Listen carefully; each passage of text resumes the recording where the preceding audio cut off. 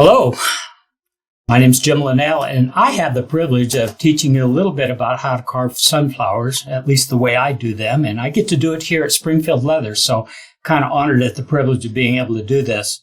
And what I'm going to show you is a few of the things that I've learned over I guess this year it's like 55 years since I first picked up some leather tools, so show you a few things that I've learned.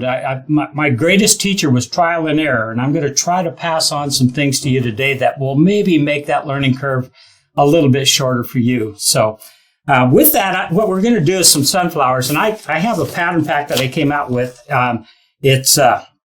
I've got all kinds of different kinds of sunflower patterns in there for different projects and such, but what I've chosen out of there is the pattern for making a sunflower belt. And here's a little section of it, and I want to show you how I carved these sunflowers, and there's just a whole lot of things that can be used for card cases, for notebook fronts and things like that. In fact, I have here a sample of one of these. In fact, this one right here. It's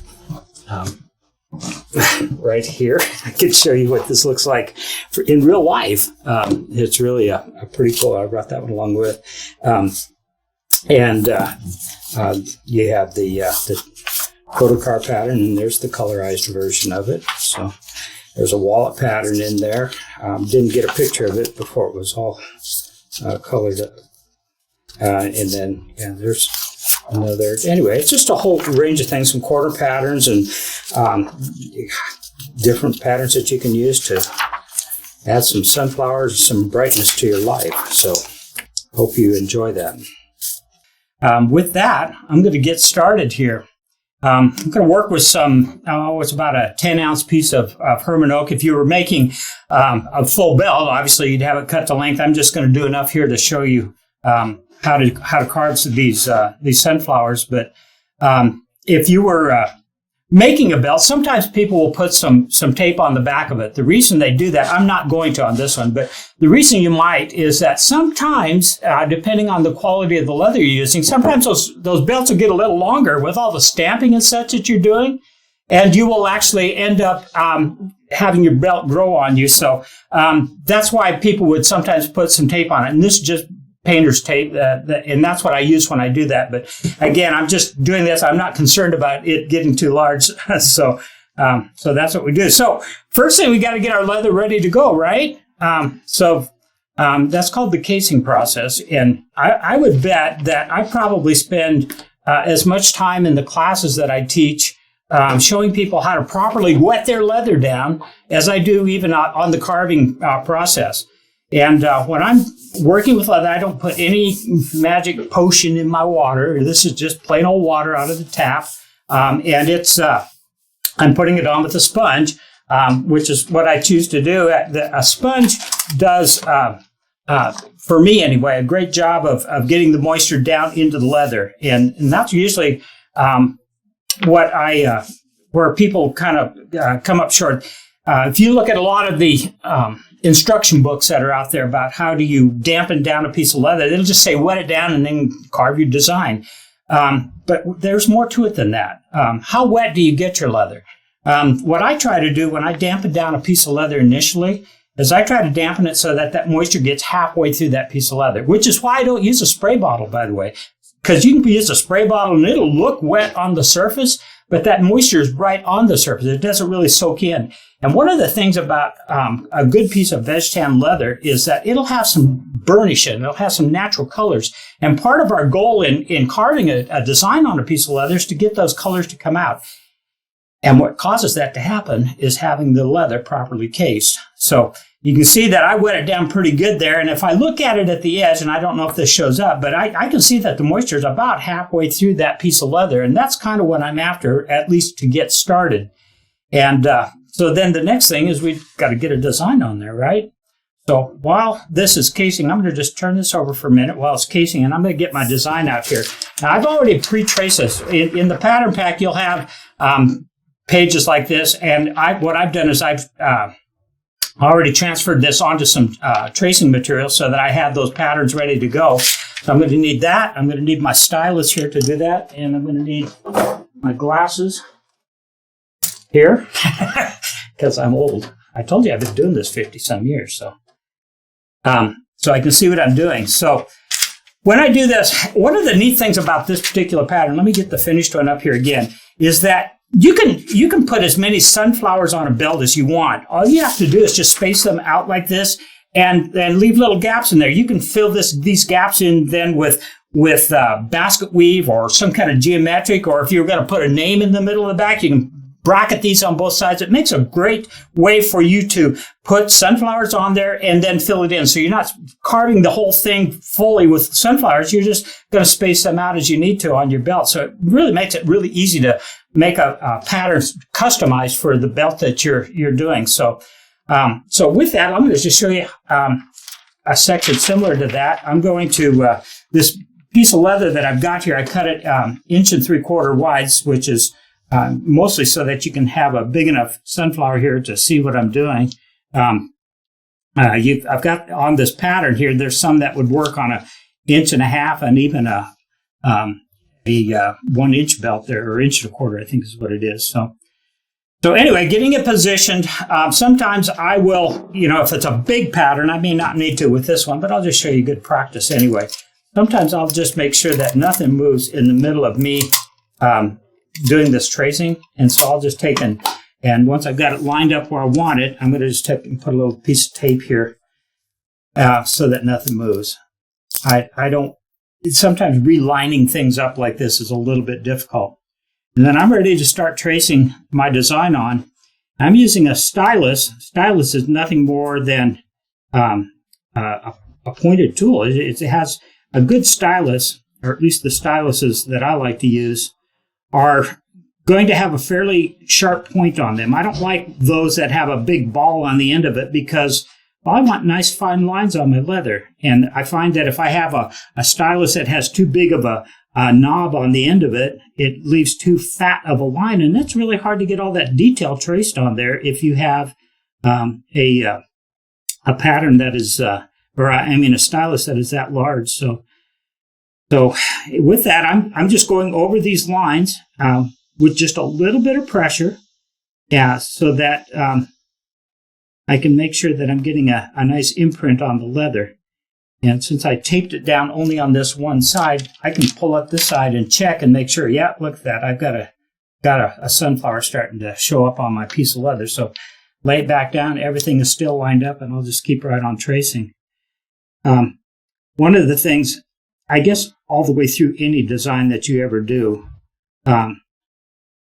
there's always a time that you have to be more attentive or more focused than ever. And I tell people all the time that the time to get serious about your design is right now. Right here at this point, when you're tracing this design on, is when you need to be really focused in and making sure that you're doing a real good, careful job of following those lines. We're going to be cutting those lines, and then we're going to be beveling those lines. And those lines that we're tracing on here right now become basically the roadmap that we're going to use to put this design into the leather. And if we don't have a good design on the leather to begin with, we're already in trouble. So I'd encourage you to, right from the get-go, get started with a lot of focus on tracing that on there. And make sure you get them all. Like I said, I usually start like on a flower like this, start at one corner and work all the way around it. But make sure you get them all on there. On this design, and you'll see this also on other designs where you have like figure carving designs. This one here has some dotted lines running around in a circle in the middle of this flower, and that's kind of a guideline as to where the seeds need to go in there. And there's actually 2 rows of dotted lines, so make sure you get those traced on there. But trace them as dotted lines because when we get ready to cut this design into the leather, we're going to cut all of these lines that we're tracing right now, but we need to not cut those dotted lines. So let's put another sunflower over here now. We got one traced on there, pretty good, you can see. And now let's get the another one. Let's just put I don't know, what do you think about that much of a gap there so we have room to do it? So do some basket weave or something like that in between. Like I said, if we were doing a belt and we wanted somebody's name in the middle of the back, this is a great pattern to do that with. You can do that or put a brand on the end or whatever. A lot of people like them done however they wish. And you'll notice I haven't put a border on here yet. I am going to do a border, but to bracket that basket weave in there. And I'll do that after I have my sunflowers already traced in place here. So the border gets built around that.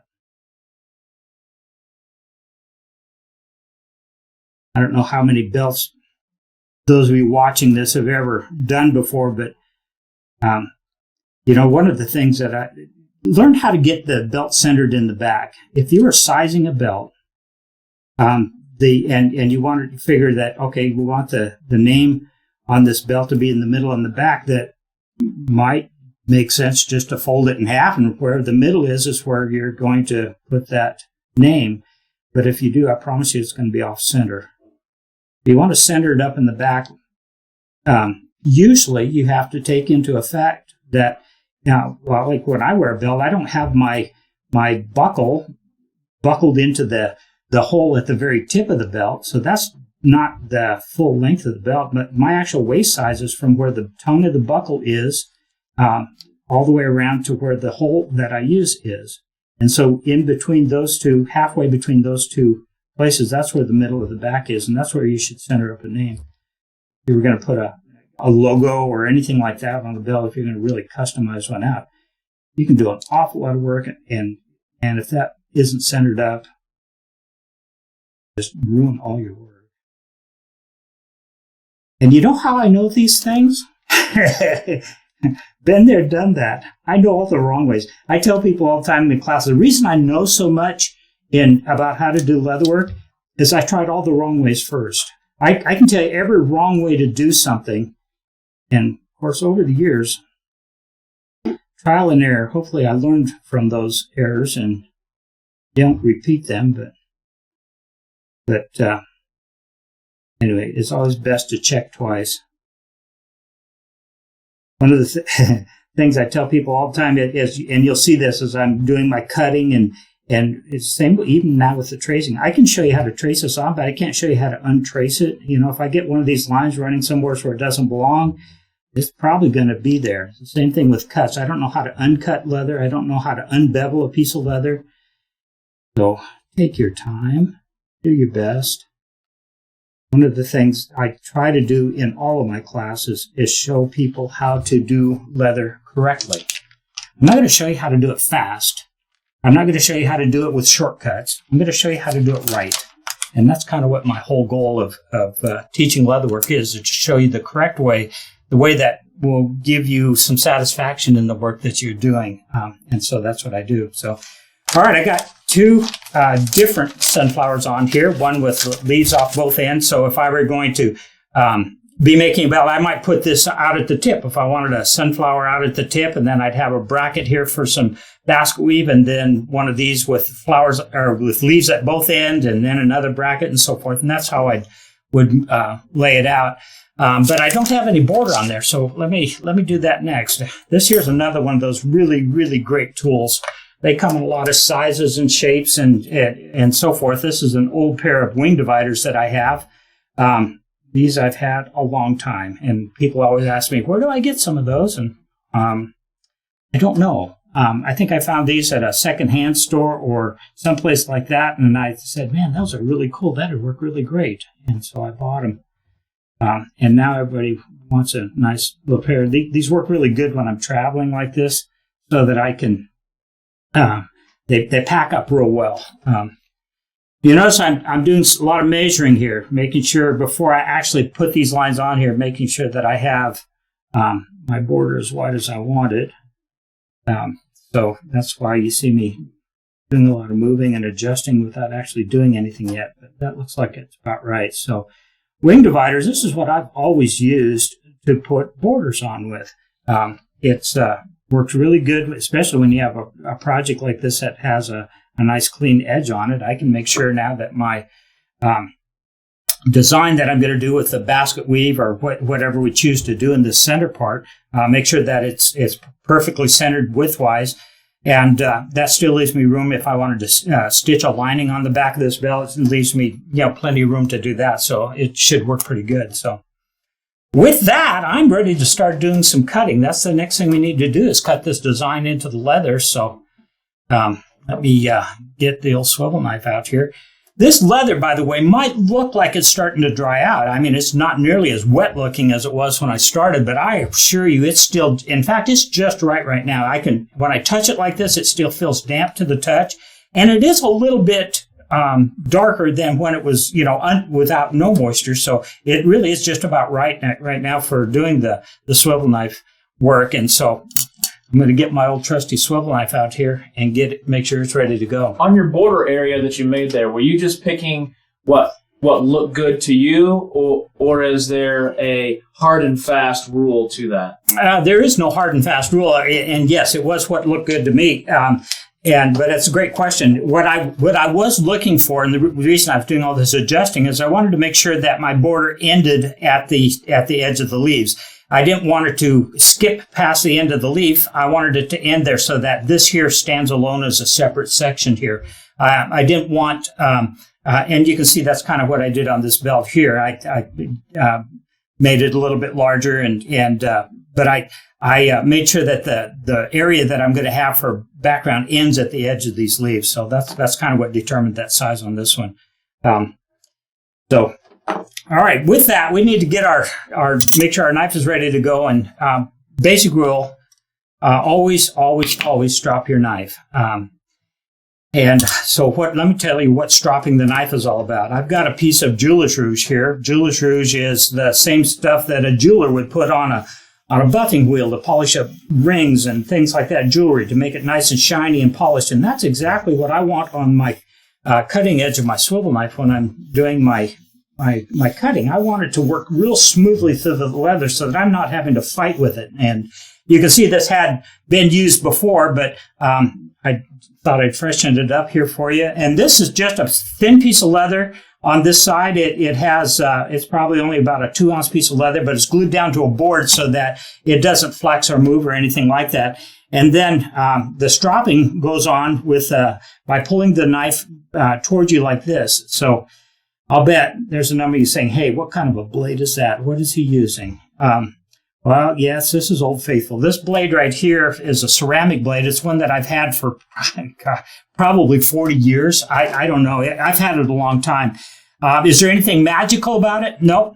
There's nothing magical about this blade at all. It's still, what this tool does on the leather still has more to do with this hand and how much work it's done than it does with this knife. I've got some other knives here too. I could have used this one as well. And this has got a steel blade. They do the same exact thing. They work exactly the same way. The reason I like this particular one that I'm calling Old Faithful is because it has a 1/4 inch wide blade. That's my preference.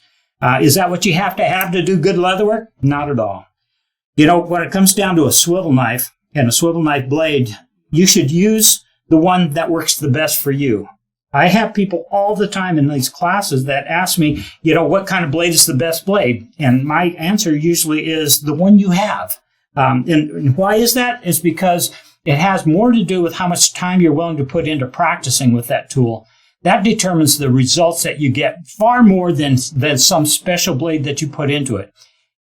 I think what I just said is you got to do more leather work. And that's really the secret to learning how to use this tool is you got to do more leather work. And it really is that simple. So the next thing, though, once you got it sharp, once you get it polished, and at Elk Track Studio, I actually have a 2.5-hour video on just how to use this tool. I'm not going to do that here. This tool right here, though, it can be an awkward tool for somebody the first time they ever pick it up. So how do you even hold the stinking thing, right? So when I tell people just getting one is lay it on your bench and then pick it up, all right? Well, right there is pretty close to the grip you're going to use. You're going to hold it it's a fingertip controlled tool. You hold it with the yoke, with your forefinger in the yoke up to about the first knuckle, maybe a little bit past that. you have your thumb resting on one side of it, your middle finger opposite the thumb, and then I actually have my ring finger resting against the side of the blade, and that's my basic grip. And then I have this whole side of my hand resting on the table so that nothing moves. I mean, it's like a 3-point stance. I've got this kind of a solid position with my knife, so there ain't no way this knife is going to do something I don't want it to do. And you make the cuts by tipping it away from you so that just the corner of it is in the leather. So let me first of all make sure it's going to work here. I'll try to do a couple of cuts here. Yeah, it looks like it's working real good.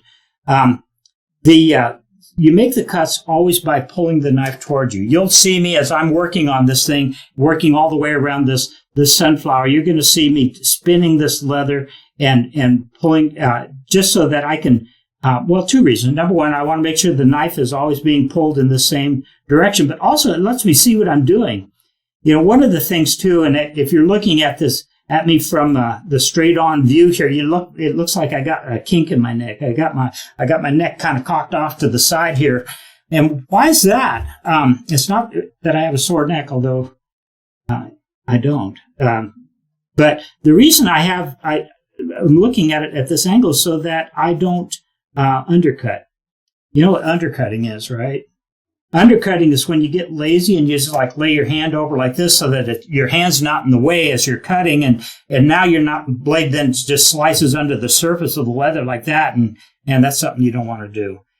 But it's easy to do because when I'm pulling the knife straight toward me like this and I got the leather out in front of me, my hand's in the way. I can't see what I'm doing, so I have to kind of lean my head over like this so that I can see where I'm cutting to make sure that I'm staying on the line. And like I mentioned earlier, I can show you how to cut, but I can't show you how to uncut. So make sure that as you are cutting, make sure you're on the line. Don't be guessing at it. That's why these glasses are on my head. I've got to be able to see what I'm doing. I even have, in particular enough that I try to make sure that my seat is at the right height, and that's where I have the best vision of what I'm doing. You know, a lot of folks sometimes just kind of make do with whatever they got, and that's fine. Sometimes you have to do that, but set it up so that you can do your best work. That's really what I'm saying. So the next question is, how deep do you cut? How much pressure are you putting on here? When I'm using the swivel knife, a couple more basic things here, okay? It's called a swivel knife because, well, look, that part does swivel, doesn't it? It spins real nice. So as I'm making these cuts, I use these fingers down here do all of the swiveling. They do all of the controlling of the direction of where this knife is going. But as I'm all of the pressure that I'm putting on it to get depth in my cuts, that's all being done with this finger up here. So all of the pushing down is done with that finger there. All of the steering is done with all of these other fingers that are resting on the tool. And that's what helps me guide it and make it go where I want it to go. And like I said, I've got our 3-point stance here. I got the side of my hand here resting on the granite here that I'm working on, so that there's just no way this knife is going to just run off in some direction all by itself and not go where I want it to. And that, again, I tell you, is one of the most important things about learning to use this tool, is learning how to control it. And sometimes if it's not working smoothly, if you find that you're fighting it, you're trying to having to wrestle with it to make it go where you want it to, it might need stropping again. You know, stropping your knife is something you can never do too much of. You can never do too much of it. The stropping, you can never have a knife that's working too smoothly or working too well, I guess is what I'm saying. A good habit to get into is every time you pick up this knife, make sure that you strop it. It's just a good rule to get into. And you can strop it wrong, too. There's a wrong way to do it. I told you I learned a lot of lessons the hard way.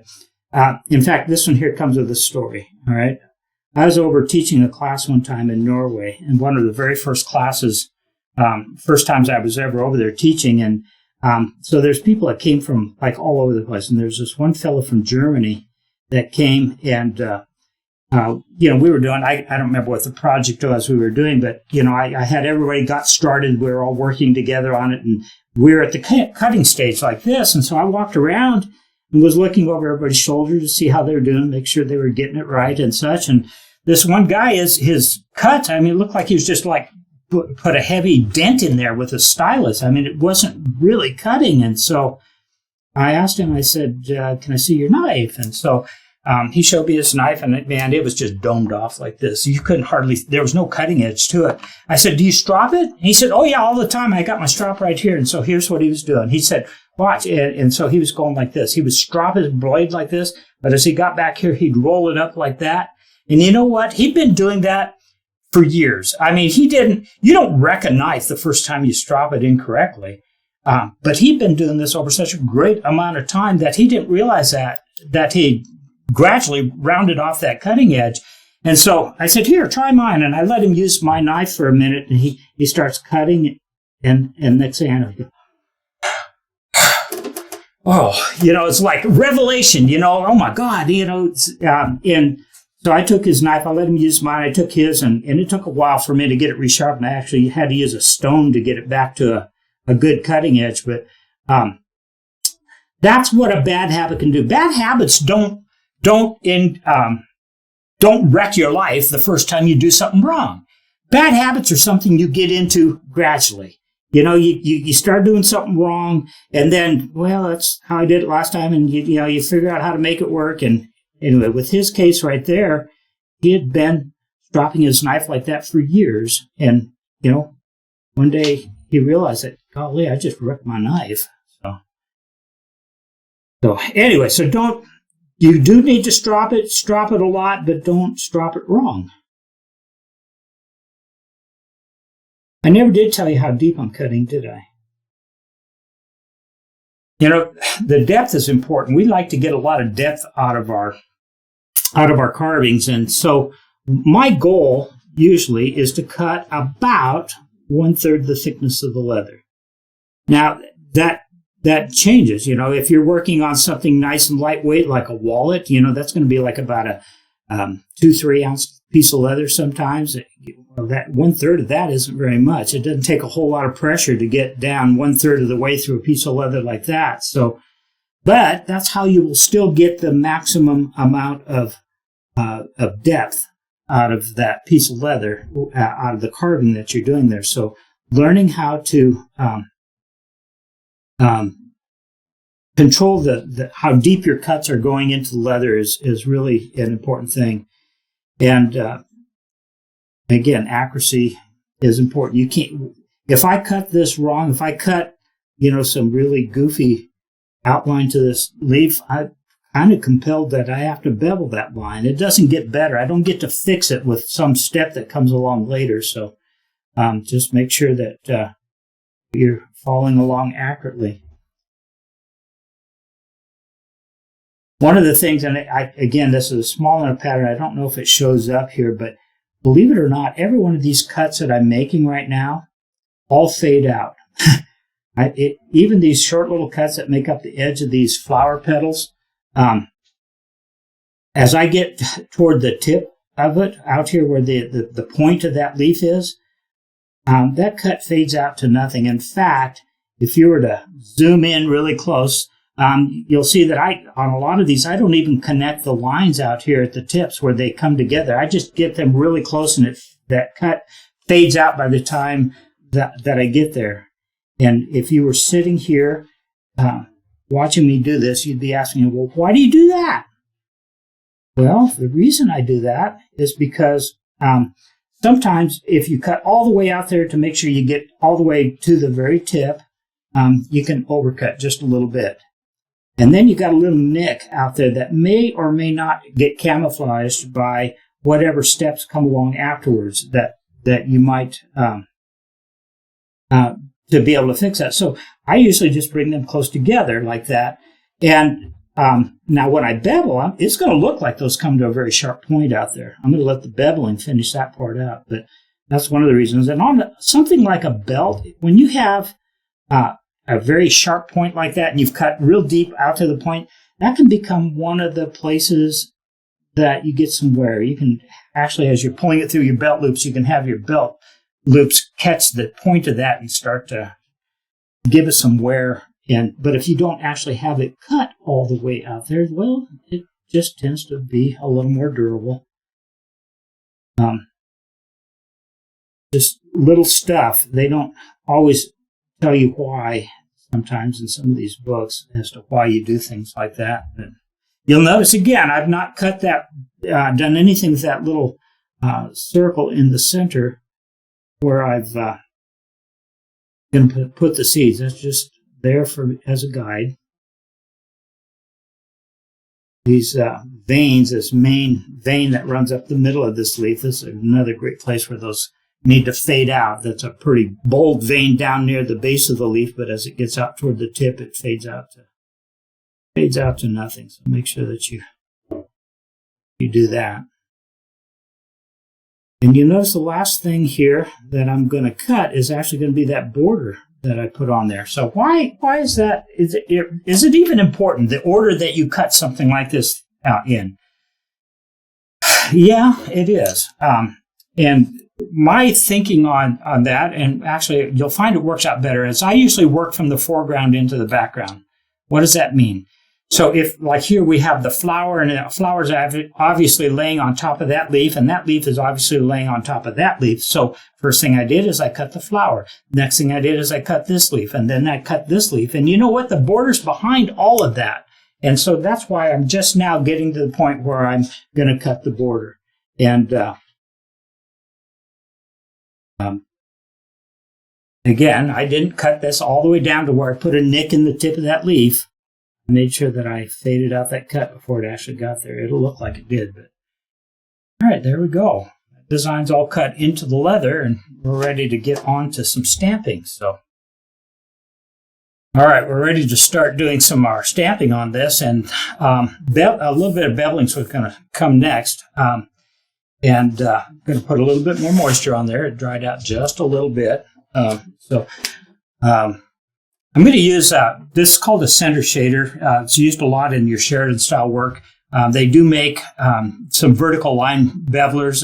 They have it that are more traditional and tight, but this does the same thing. And what I'm doing is these dotted lines that I use to create the mark out where I want the flower centers to be. I want that to stand out. I want this, if you ever look at a sunflower real close, those seeds really like pop out. They look standing up really tall. And so to help make it look like that, I want to bevel that first. And so I'm going to use this center shader. And again, it's basically used like a beveler. It has vertical lines on it though. And that's why I like to use it, because I want to have some texture on these leaves. I don't want them to be just smooth. So I'm going to go around here and bevel that outside line. Disregard the one in the center for right now. But I'm beveling it and leaving some texture at the same time. There's a lot of ways to make do. I think this is one of the important things leatherworkers have to learn to do.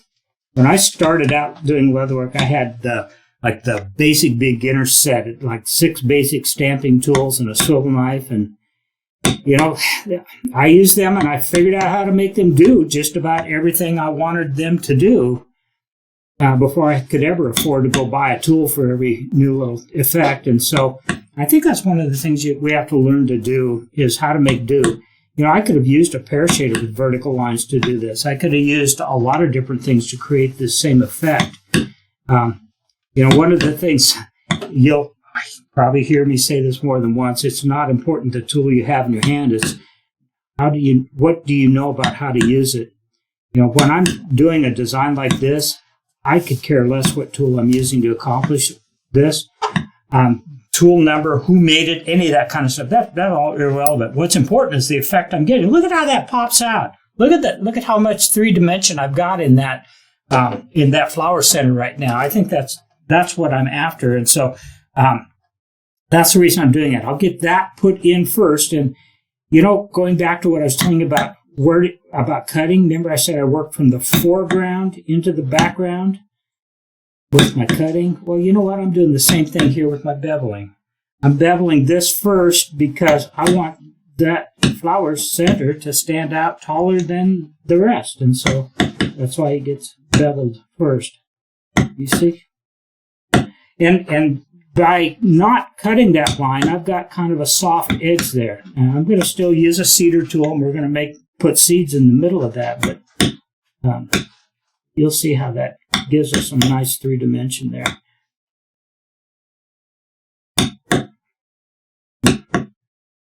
Most of my tools that I have, and I have a lot of tools in my collection, I just don't, but most of them are all old craft tools. They're not anything. I have a lot of the newer tools that other tool makers are making as well, but you know what? I don't find that they're necessary to do the kind of leather work that I like to do. I can do any style, any type of leather work with the tools that I have because, well, they were just made to do that. It's about the knowledge of how to use those tools. So look at that. Look at how those pop. Isn't that cool? Well, that's the whole point of doing that beveling first.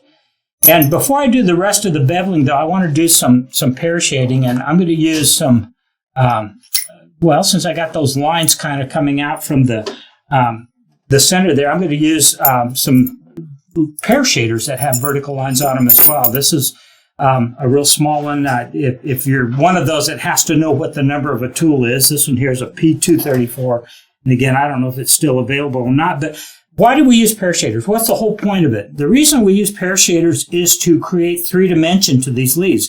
Right now, they're kind of all flattened out. You know, they have a little bit of texture to them, but they're not individual. They're all like one mass. And so I want to give them some individual 3-dimension. And I'm going to use this pear shader to do the same thing. I'm going to put a little deeper impression into the center of some of these, especially down toward the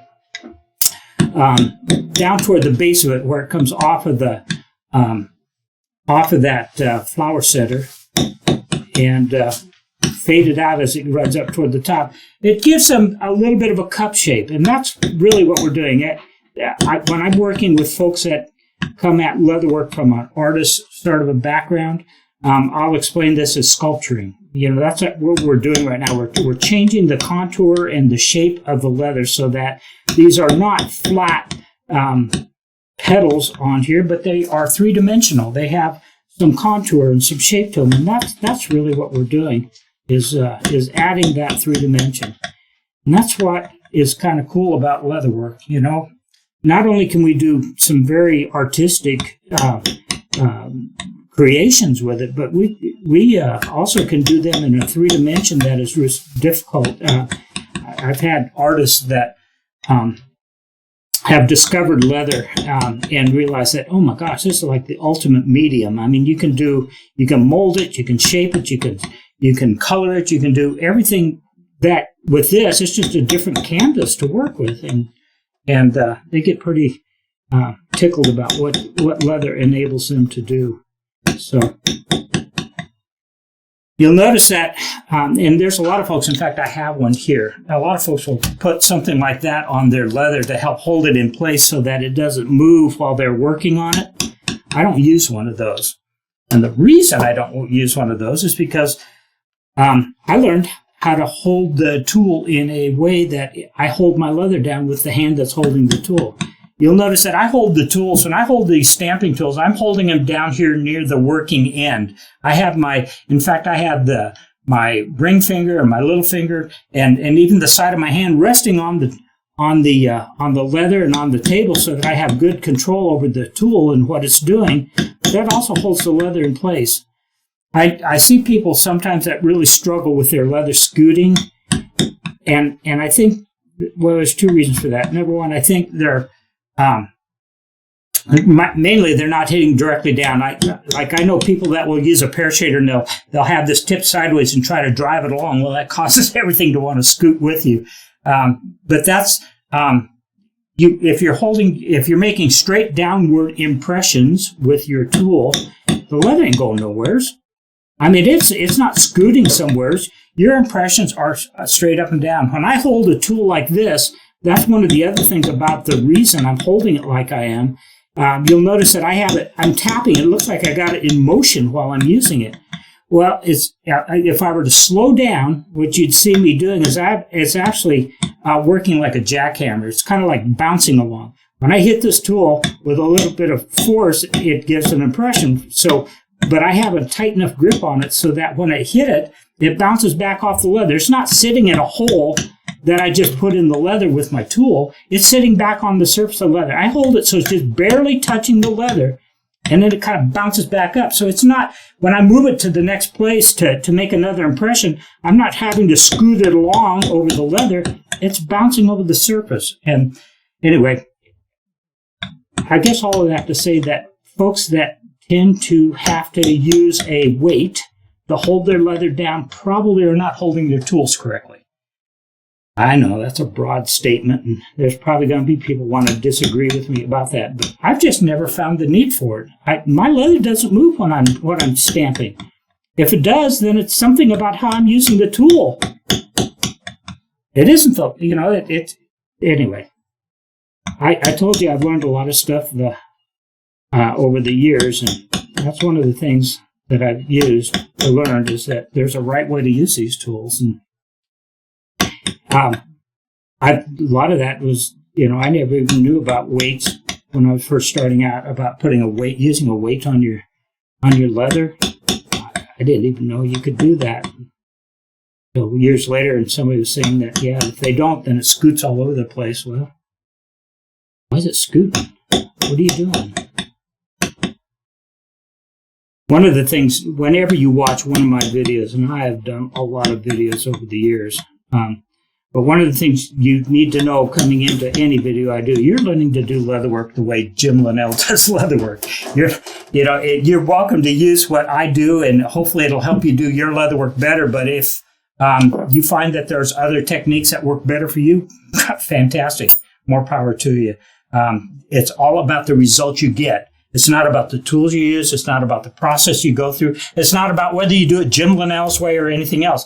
What you're ever going to be evaluated on is the results that you produce. And so use the tools and use the techniques that work best for you.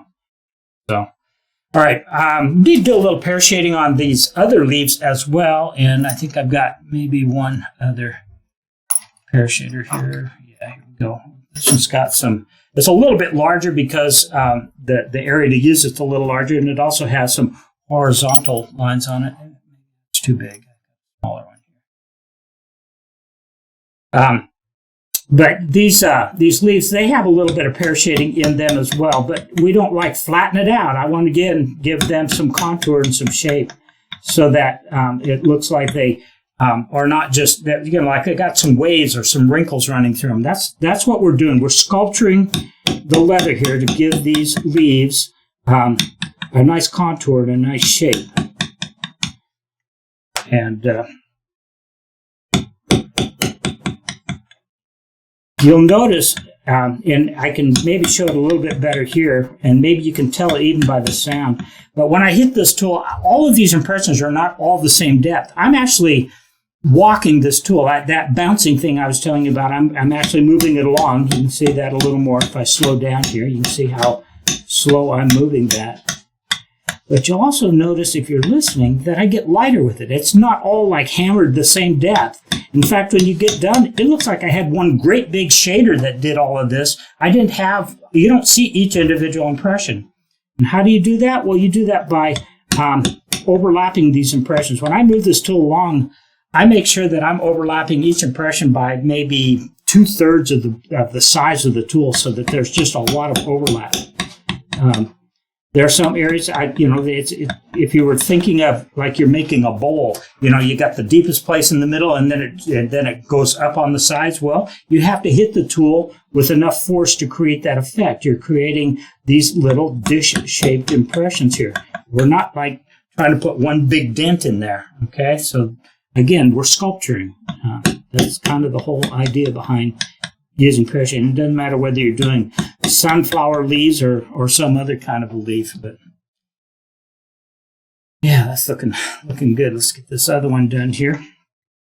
So you'll notice as I'm doing this, and you'll see it a lot here when I get to the beveling as well, but you'll notice that this leather's getting a nice dark color. Look at, you see how bright the flower centers are and such. That's the burnish. And so what's causing that?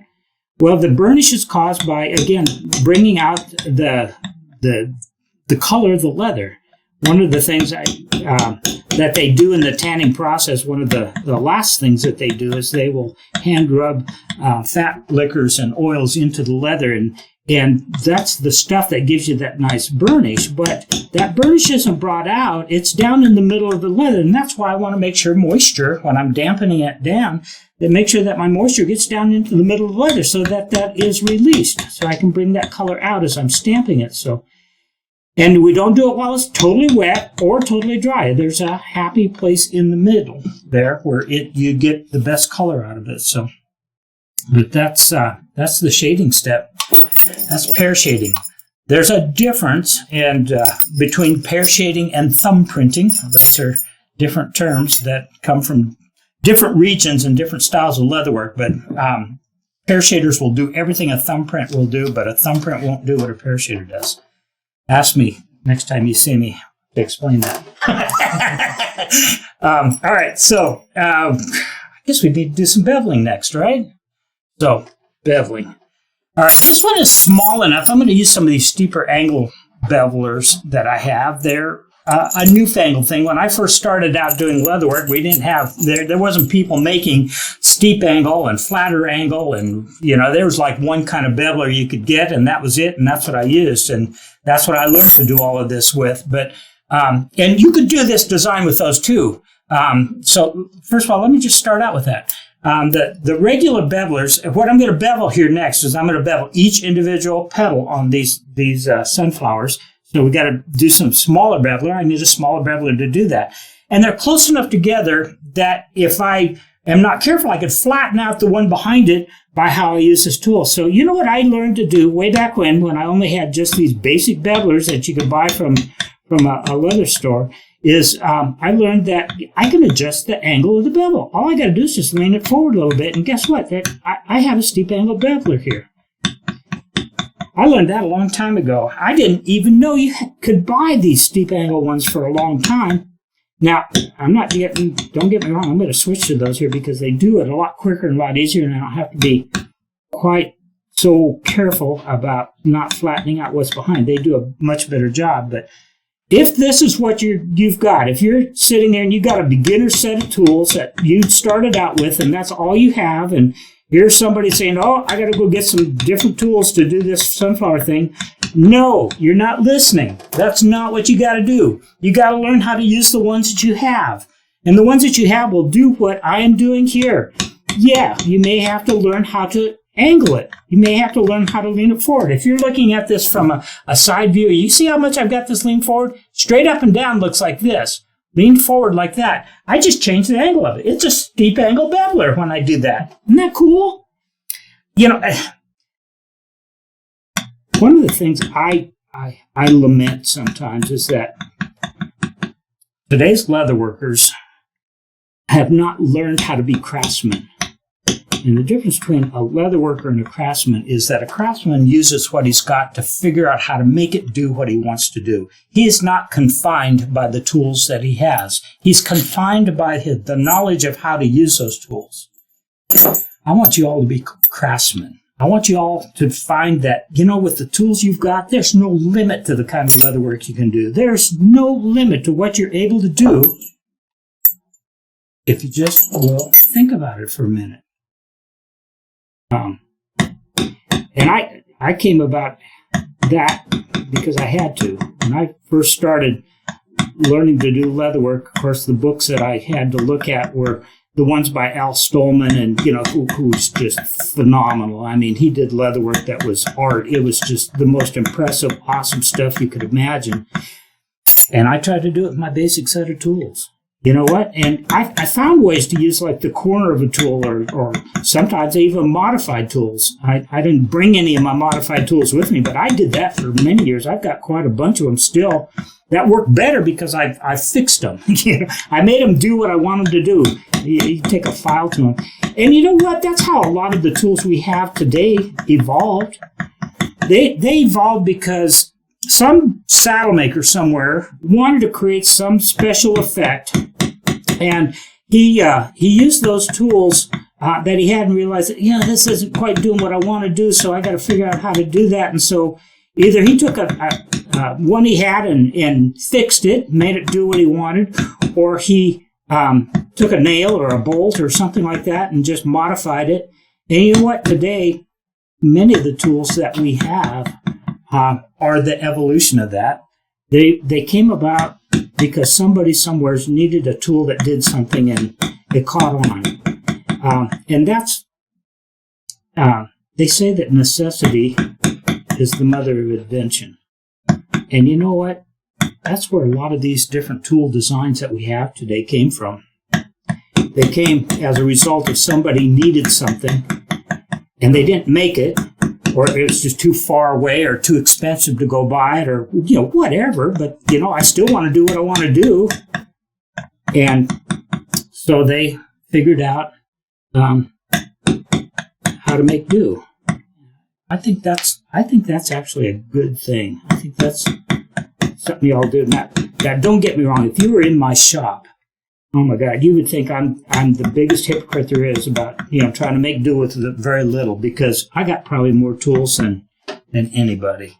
I honestly don't know how many stamping tools I have. It's thousands, and everyone's unique, and everyone is something I just knew I couldn't live without when I bought it.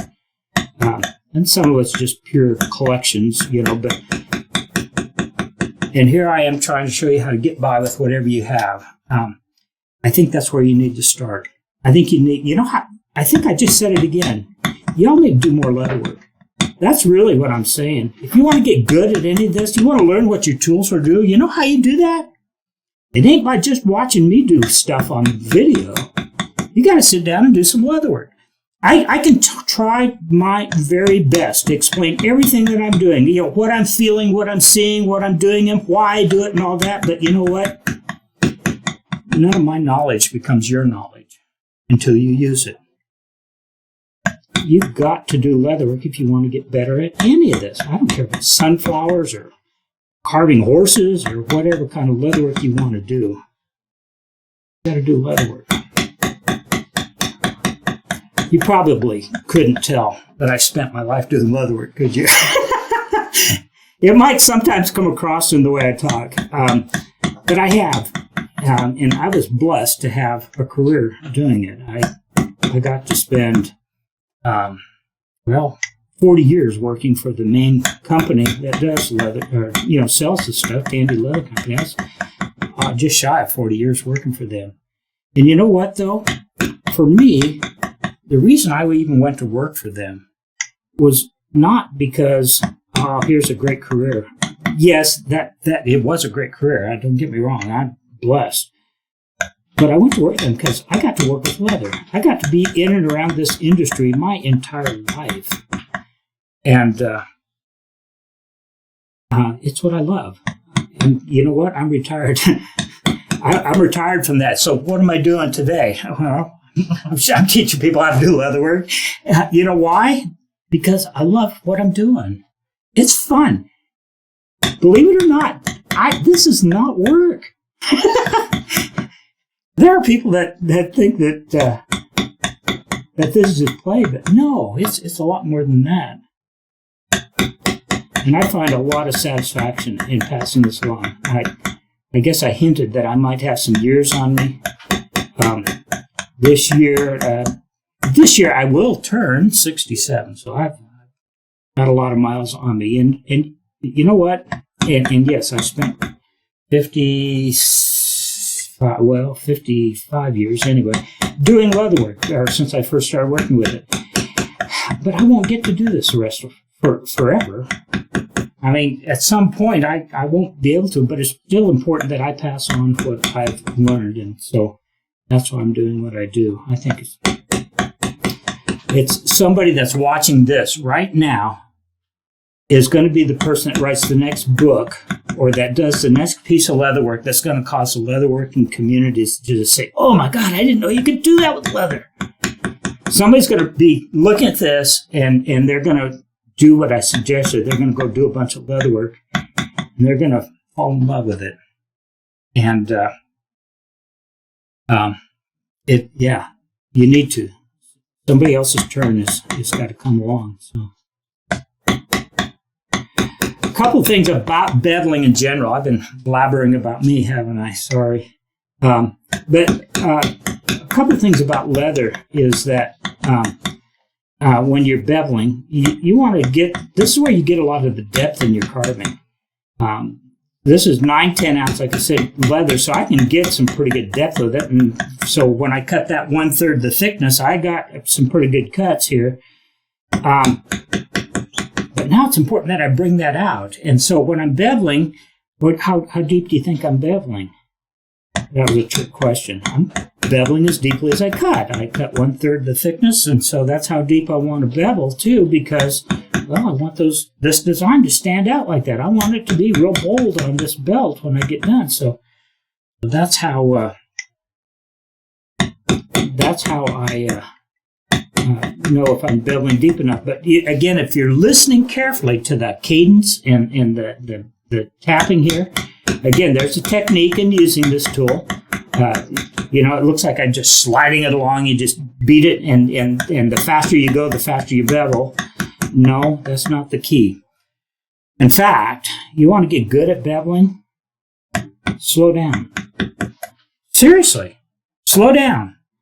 Slow down and be really deliberate with each whack you make, okay? Make sure you're holding the tool straight up and down. Make sure that next time you hit that tool, you've only moved it about maybe 1/3 the width of that tool so that you got lots of overlap. And you know what? You'll never leave a bump in between each one. When I first started using this tool, I think it looked like somebody got their teeth into my leather. You could see every mark I made with this tool. And I think a lot of people struggle with that. They have all this bumpy stuff in between each mark. You know what? Slow down. Hold the tool straight up and down. Well, if you're using a traditional one where you need to lean it forward, you can do that. But hold it straight up. Don't lean it left or right so that you don't have the edge of the tool leaving some kind of an impression. You'll notice I'm turning this leather a lot too. You know why? Again, I want to make sure I'm beveling exactly on the line that I want to bevel. This isn't about just trying to get close here. Let's put a mark somewhere in that vicinity where I think that leaf is. No, I want this beveling to be exactly on the line that I cut. And so I'm turning this leather as often as I need to keep the vision right. Now, I've got this turned a little bit because you got a camera angle here. You're looking in right at the face of my tool. But if I were doing this, I'd have this turned so that it's facing like this because I'm over here on this side, okay, looking straight in at this tool so that I can see what it's doing is the important thing. I have this turned a little bit so that you can see from the camera angle what you should be seeing when you're doing this at home. You should be looking right at the face of that tool, making sure that it's right there on the line that you wish to bevel, making sure that it's straight up and down, making sure you don't leave any marks behind, making sure that you're getting as deep as you should be with your beveling. And then the other thing I was going to mention, you'll notice that sometimes I get lighter with it. Well, that's because what's the rule? You bevel as deeply as you cut. Well, I didn't cut 1/3 of the way with every cut. Sometimes they faded out to nothing. And so, you know what? My beveling's going to also fade out to nothing as I get to those parts. So that how you cut the design into the leather kind of determines how you're going to bevel it. I mean, that affects the results you get with your beveler. So, and as I mentioned, make sure that you are right on the line. Make sure that you're doing it clean. I can show you how to bevel, but I don't know how to unbevel. One of the things that beginners struggle with a lot is figuring out what side of the line do I bevel, right? Because there's a cut, and you could bevel. You got a 50-50 chance. You either get it on the correct side or you don't. So it's really important that you understand what you are making, okay? Understand what it is you are carving. make sure you understand that this isn't just a flower with a big old glob out here around the edges of some seeds. No, this is a flower that has a bunch of individual petals. And these petals are not all even. They are at different layers in there. There's some that are on top of the others on both sides. There are some that are tucked in behind all the others. And so you have to bevel them. And you know what? I'm doing what I told you. I'm working from the foreground into the background. So if there's a petal here laying on top, I bevel that first. And then I bevel the one under it next. I'm getting as much three-dimension out of this carving as I can by doing that. By beveling underneath, or beveling from the foreground into the background. I have seen people that will take a flower like this, or, well, this wouldn't be a good one to start with, but if somebody I've seen people bevel just all the way around the outside, just in and out of this, never getting all of this different layers of the overlapping petals and all of that. They totally don't do that, and so you end up with, like I said, looks like a mass of stuff running around some seeds here, and you don't actually see the individual petals. That's what you can do with leatherwork. I mean, you get to create that kind of depth and detail and such. It's three-dimensional. But what I think is important when you're starting out, anybody, I don't care whether you're starting out or, been at it a while, before you ever start carving, you kind of got to know what this is supposed to look like when you're done. If what you trace on here just looks like a maze of lines that, man, they just run everywhere, if you don't see that each one of those is an individual petal and that one is laying on top of the other, you're going to have difficulty figuring out what side of the line do I need to bevel to make it stand out, to make it look like I have all these different layers of petals laying on top of each other. That's one of the challenges of carving or of using the bevel tool, and it doesn't matter whether it's sunflowers or what it is. You have that, some designs that we work on in leatherworking are so involved. You got stuff that's interlaced and weaving in and out and so forth. And what gives you that effect, what makes it look like that, is the way those lines are beveled. So very important step. And you know what? If you're, again, just kind of getting into leatherwork, and this is like one of the first things you're going to do, if you want to do a lot of different leather, if you're inspired by some of the figure carving and the animals and even the embossing and the stuff like that we can do with leather, guess what? You better know how to bevel, because it's beveling that brings every one of those details out and gives you that 3 dimensions. So don't skip lightly over this. Say, oh yeah, that's real easy. You just run this over there and hammer it, and hit it fast and so forth. No, this is an important step, and so learn how to do it correctly. When we get done with this, we should have a flower with just a whole slug of petals running all the way around it. You'll notice how often I'm moving it. It's just constantly moving. But look, check it out. Check it out. Isn't that cool? Look at that. I mean, it's like starting to look like a flower. Starting to look 3-dimensional. Yeah, let me see if I can hold it up to this top camera. I'll make you try to do that. It's a little bit tough to kind of get that, but look at how many petals are there. It's like more than 1 or 2. Yeah, I don't think we're going to count. Okay. We can pause it here and count. Okay. At home while you're watching this. So awesome. Well, we got some more beveling to do on these other leaves, so we'll do that here real quick. Believe it or not, when we get done beveling this, we're close to done. Beveling is what takes more time than any other step. The beveling is that step that takes the most, because every line that you initially cut into the leather has to be beveled against on one side or the other. Okay, that's kind of like a rule. If you cut it, you got to bevel it. So there's a lot of beveling to do. All right, I got more beveling to do here on these now. Let's see. Yeah, I brought the right tools. There's another set of tools they make. They make these tools that are diagonal line bevelers. There are some, the numbers on them, I think if you go look in a tool rack somewhere, the numbers on them are B202L and B202R. These are diagonal line bevelers. They also make something, I don't think I brought mine with me, but they make something called a leaf liner that they use in the Sheridan style carving, which does a similar effect. But believe it or not, I like these better because, well, I can use them like a regular beveler. I mean, the leaf liners, me and them don't always get along so well, but But these work really well. So what do they do? Well, we've got some petals here, some leaves off of here, and there's some veins that run off of those leaves, and I want that vein to stand up, this main primary vein in the center. So I got to bevel that, but I'm not just going to bevel. I'm going to bevel it with some that leaves the idea of some veins coming off the edge of that. And so we're going to use these diagonal bevelers. So you have one that goes up the left side of the leaf and one that goes up the right. And these, why do I like these better than the leaf liners? Number one, I like them because they're flatter, believe it or not. These will extend those lines out farther than the leaf liner will. It's also easier for me to walk it along. But that also means that, like here's some place, look at here, I've got this thing tipped because I don't want marks going over this other leaf. I'm going to tip it just enough so I don't get that. Then I'll flatten it out as I come along here. And so since I have this one for that particular side of the leaf, I'm going to go ahead and do all of my leaves with that one before I put it away and switch to the other one. So I don't know. Again, do you want me to hold that up so you can see what that looks like? Yep. Didn't give it a shot. Let me switch to that. All right.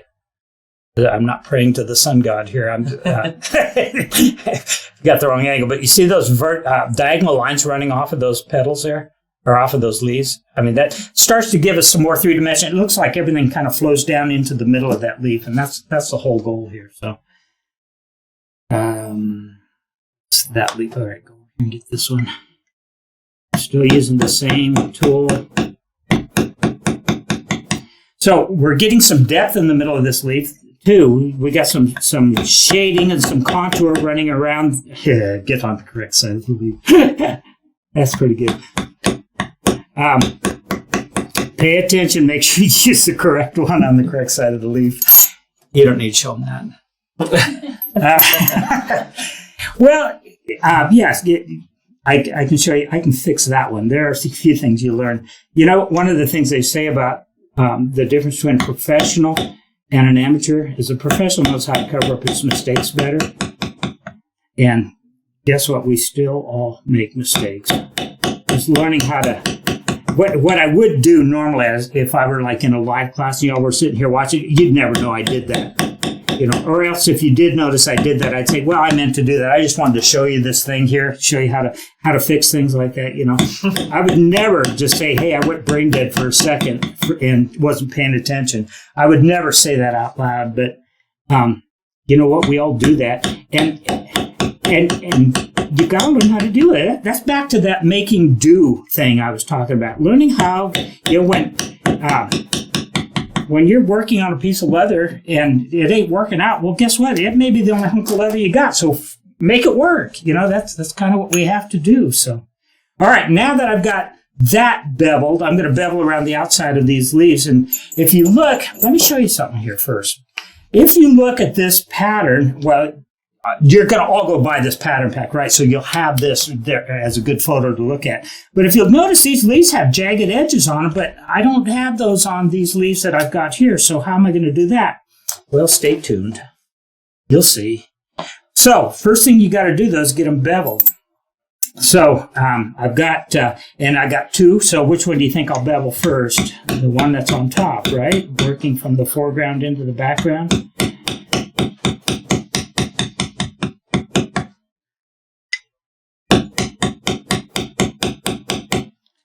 And making sure I get some good depth here.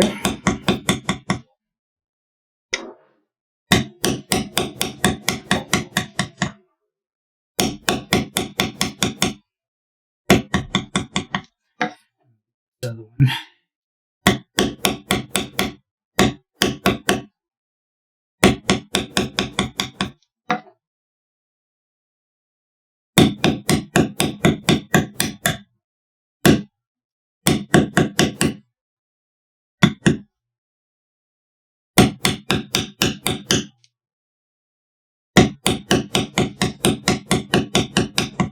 One of the things, and I get the privilege here of working under some lights, in a studio setup. And so I got good lighting here, but you know what?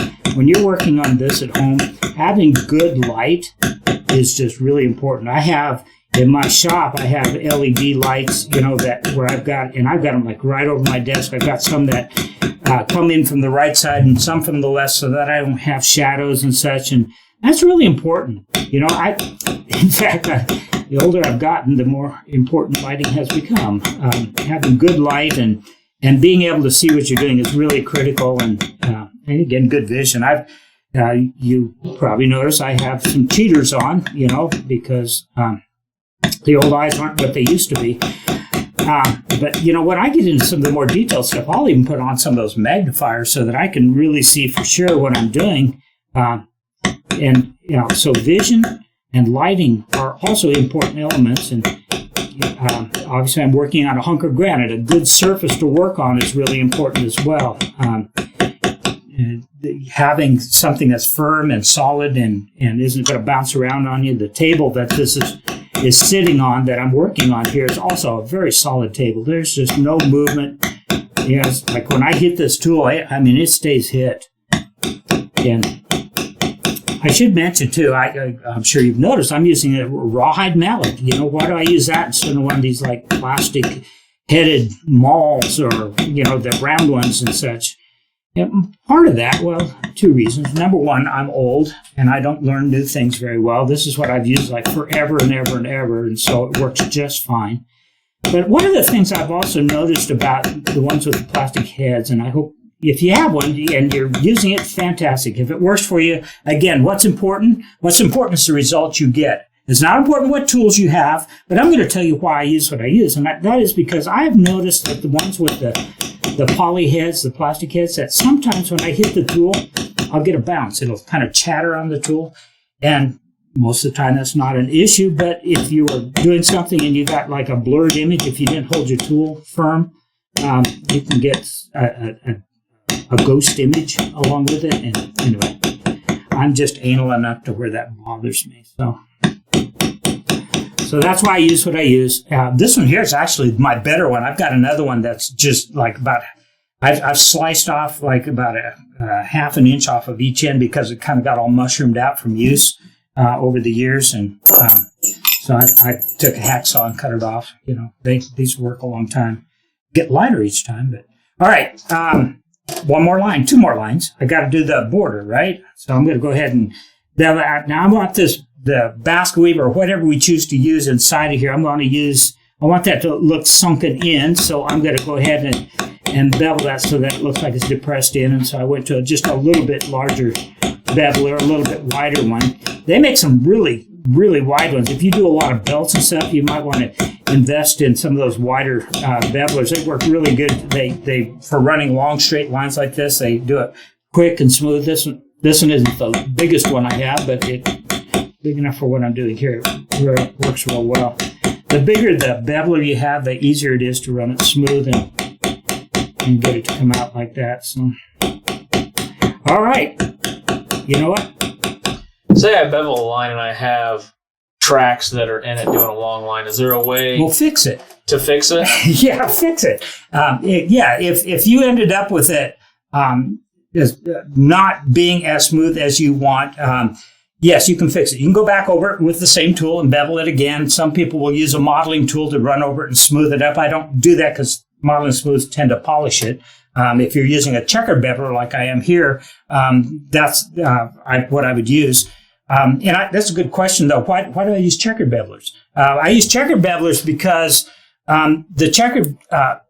because of the kind of finishing technique that I use. I like to do a lot of resist techniques where you put a sealer down and then you'll go over it with an antique. That's part of the process. There's more to it than that. But when I do that, the checkering or like the lines and the pear shading and things like that, they will gather more of that color and I get a lot more depth out of my finishing technique. So part of the reason I use those is that.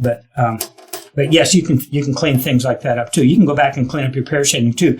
Make sure though, like with pear shading, doing more pear shading isn't the goal. Sometimes people shade too much. So anyway, man, we're really close here. We need some seeds in that flower. So how do we do that? Well, I'm going to use a cedar tool. Let's see, which one did I bring with? I think for this one, I use a smaller one. This one is if you're a tool number person, is a 705, a S705, which is not the smallest one they make. It's not the largest but it is a smaller one. And what I'm going to do with this, there's some technique involved here, and this is kind of an important thing, so I want you to watch this. When I put these seeds in, I'm going to start out by putting a row of seeds right on the edge that I beveled there, so that I get that. But I'm not going to use this straight down. I'm going to actually use this at an angle. Watch this, okay? I'm actually going to use this at an angle. I'm actually kind of putting this seed impression right into the side of that raised area. Why am I doing that? Well, when I do that, when I have this tool angled like that, it almost looks like I've beveled this outside edge. It's a deeper impression on the outside edge than it is on the inside. And so it looks like it's actually kind of pushed up. This is how I help to get that raised area, that more 3D look there, is how I use this tool. You can see look how much of an angle I got on this. It's like I'm driving it in sideways.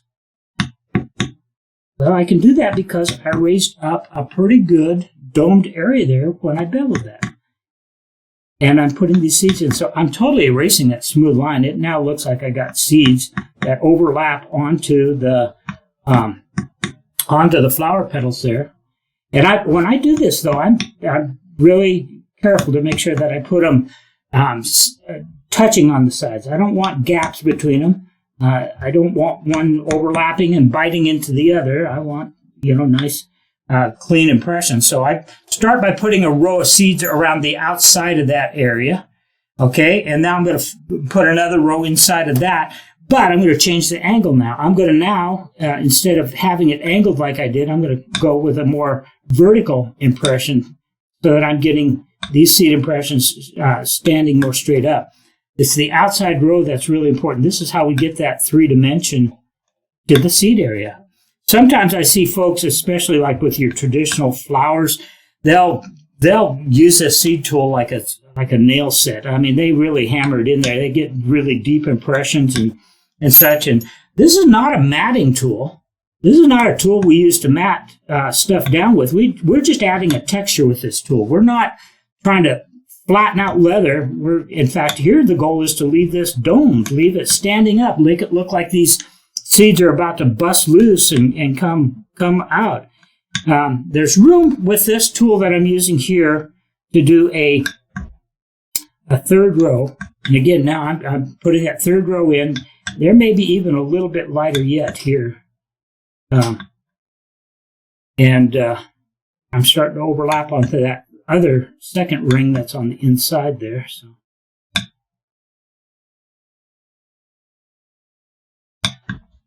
all right, one more trick to do on that. But before I do that, let's do this other one. Let's get the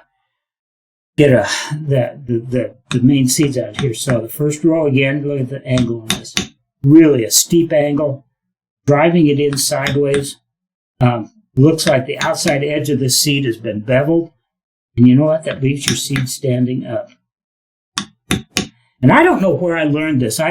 This definitely wasn't something that was taught in an instruction book.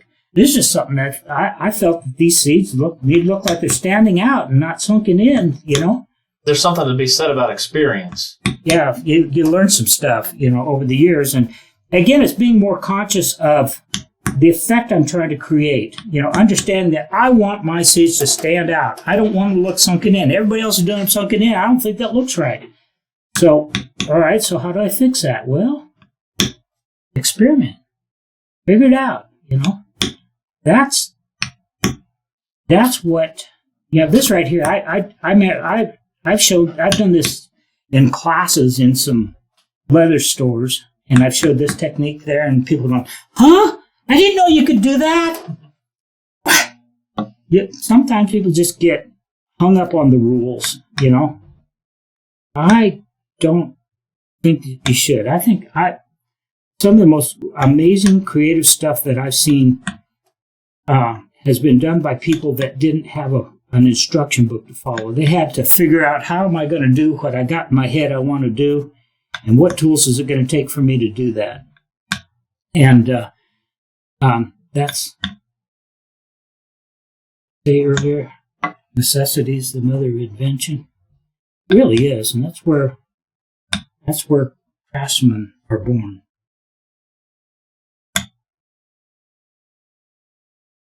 Learning how to make do. You know, I mentioned I'm blessed. I have here some Herman oak leather to work with, which is, in my opinion, about as good as you can get. It's really, there's no surprises on how it's going to work. It always works very, very well. But back in the day, saddle makers didn't have those kind of choices. They didn't have this kind of quality. Tanning technology has come a long way, and it's gotten leather's gotten better over the years, and we get to be the ones that are the recipients of that. And so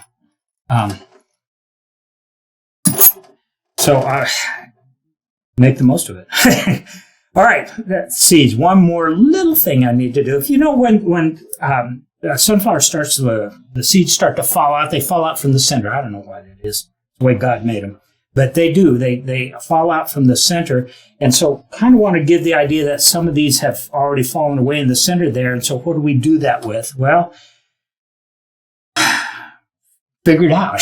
Make do. The tool I've got in my hand is one. It actually was made for figure carving. The number is F924, and it was made way back when, and I don't even know if it's available. But all right, again, forget the tool. What do I want to create? I want to create some kind of a depressed area here that has some kind of a texture that looks maybe like seeds or what held seeds in place was there at one time. So what could you use to do that? You've got a small background tool that's real coarse. What do you got that you could map that down with? I find this tool works pretty good because it's just random. I mean, I'm not creating any kind of a pattern with it at all. It leaves really some rough looking stuff, and it does a great job of creating that look. But what else do you have? You know, they used to have a tool called a stippler. They turned it into a stamping tool. It was number A100. I know these things because I used to work in the business for a while. But it would work. I mean, there's a lot of things you could use. You could use the point of a stylus to do this. You could use a lot of things. So don't get hung up on tool number. That's what I'm using because I got one. But use what you got to create that texture. But look what that does. Huh? Check it out. Cool. All right. We need to, let's do some backgrounding around here. We got a little bit of backgrounding. I'm going to dampen this again now.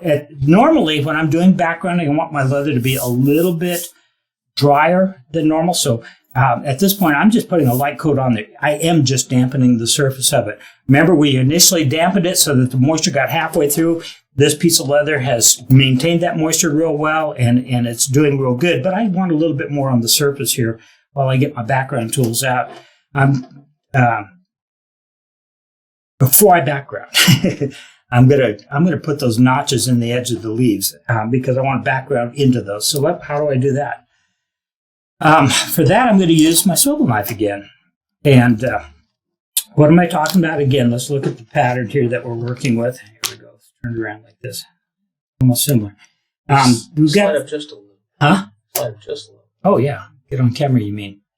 Okay. All right. So these notches here that you see in the edge of the leaves and such, I want to do those at this stage with my swivel knife again. And again, the whole thing isn't notched. There's some areas, in fact, that are kind of lifted up. I'll show you that too in a minute. But let's go ahead and get these notches in there. So, and I do that with the swivel knife. Again, looking at some of the instruction books that have come along over the years, there are different ways that these get done. I think Al Stolman used to use a F976 or a tool like that, which is a pointed beveler.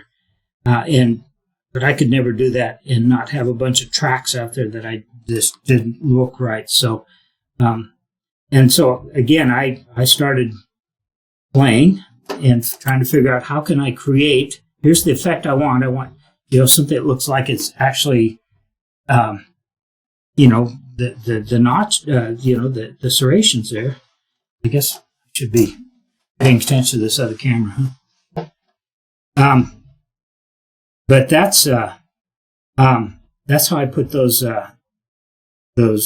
serrations along the edge. I do that. One of the kinds of flowers that you'll see this technique used a lot is with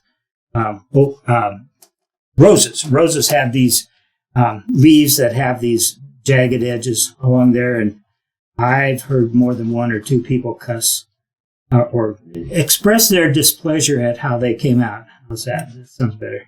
But they weren't happy with the results they were getting, and so they were pretty delighted to see this technique here. You have to work at it a little bit. I'm not really making a cut. I'm actually just kind of pressing the knife into the edge of that leaf, and it's leaving just the right amount of a wedge. And the reason I'm doing it at this point is that where these reach up against the background, or a place where I'm going to use the background, I'll actually run the point of the background tool down into those notches, and it makes it really difficult for somebody to tell what I did there. So that's the reason I'm doing that at this stage. There are a number of other things. In fact, I'll show you a step after this before we actually get to the background. This is not the decorative cut stage. There are some decorative cuts to be done, but I'll do that here in a little bit. This is just getting, this is actually more of the carving of these leaves that I'm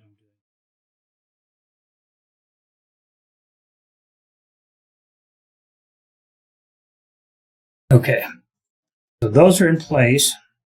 But on the pattern, if you look at the pattern that comes there, you're going to see that that the edges of some of those leaves are lifted up. And there are a lot of different ways that people choose to do this. There are tools called undershots or pedal lifters. They make several of those kind of things. I didn't use those. I haven't used those. What I like to use is what's called a pro pedal back in the day. The pedal lifters, whatever is what they're called. This is the ones that I use. These are some that a friend made for me.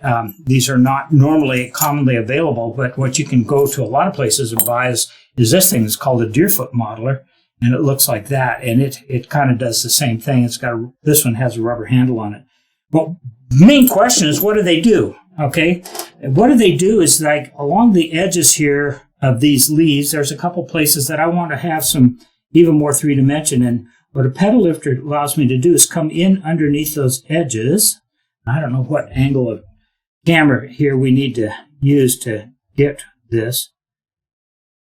Try to keep my fingers out of the way. When I use this tool, I always have my finger under here like that, so my finger might be in the way, but the reason I do that is so that I don't pry down. When I'm doing this lifting, I'm not using this like a pry bar. I'm not cutting under the leather and then prying down to lift it up. I'm actually pulling up with the tool to get it to stretch upward. So this gets me like another layer of three-dimension here. A lot of times, or at least in my work anyway, people will marvel at how much depth it looks like I'm getting out of a piece of leather, how it looks like I've really carved it super deep. But, depth is a perception thing. A lot of times the depth is created by pushing the leather down in some places and actually raising it right alongside that. So when I background down right up against these places that I've lifted, it looks like I've really carved it even deeper than what I have because of the contrast in depth there. So it's a slick trick. It looks real good. And why do I do it at this stage? The reason I do it at this stage is because then I'll try to get my background tool in here and bevel or background right up underneath that. So you can't even tell then how that was lifted. It's going to be really a difficult thing to tell. And so that's That's how these leaves get done. And you know what? There's some turnbacks and some places on these flower petals that we could do that too. And, but not quite so severely, but I can do this along the edge of some of these flower petals as well, to add even more depth. You know, what we just, the process that we've been going through here in carving this sunflower was to first, you know, we did some beveling to get the center standing out. Then we did some shading to get some 3-dimension in the petals themselves. Then we beveled around each one to make them individual. And now here I come, lifting the edges of some of these. And it looks like, oh my gosh, it almost looks like this thing was like a different piece stuck on there. You know, it actually has that much additional 3-dimension. These petals look alive now. And what a neat trick. And yes, you can do that with things like this. Don't overdo it. I mean, I'm only using this tool in the little, what is that, a concave, where it goes like an inside curve like that. I'm just doing it in those places to help just enhance that, to bring that out with just a little bit more 3D. Not trying to like lift this or cut this totally off or anything like that. This is just a little bit in certain areas, because again, what it does is cause folks to marvel at how much depth that you've got out of this piece of leather. And again, if this were a belt, a finished belt, it is a belt pattern, but if this was a belt that somebody's going to wear, doing this too much, you know, wouldn't be good, but a little bit like I'm doing here is perfectly along to good. You know what? And this is, I promise you, you do this and then you color them. I mean, in fact, we'll do that too. When you color these, they look really, really real. And that's what we're after. Can you see the difference? Let me see here. Go like that. Huh? All right, so there's one I've lifted, and look at that. Is that cool? And then here's one I haven't lifted, which, you know, it's cool, but not near as cool, you know. Look at the difference. You see that? Pretty cool, huh? So let's get this other one done.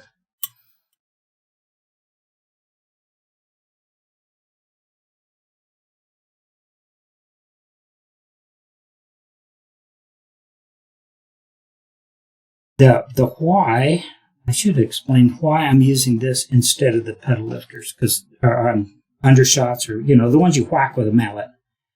And the reason I'm doing that with this one is, first of all,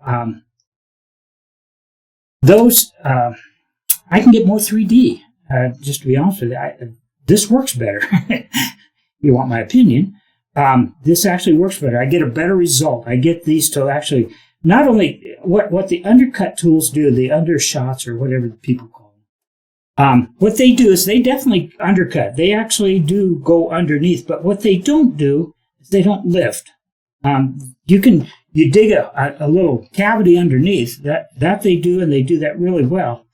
And they are maybe a little faster to use, you know, and a lot of times, you know, folks that use those, they're in some kind of a production work thing, you know, so they need to knock that out so they can go around and create a similar effect.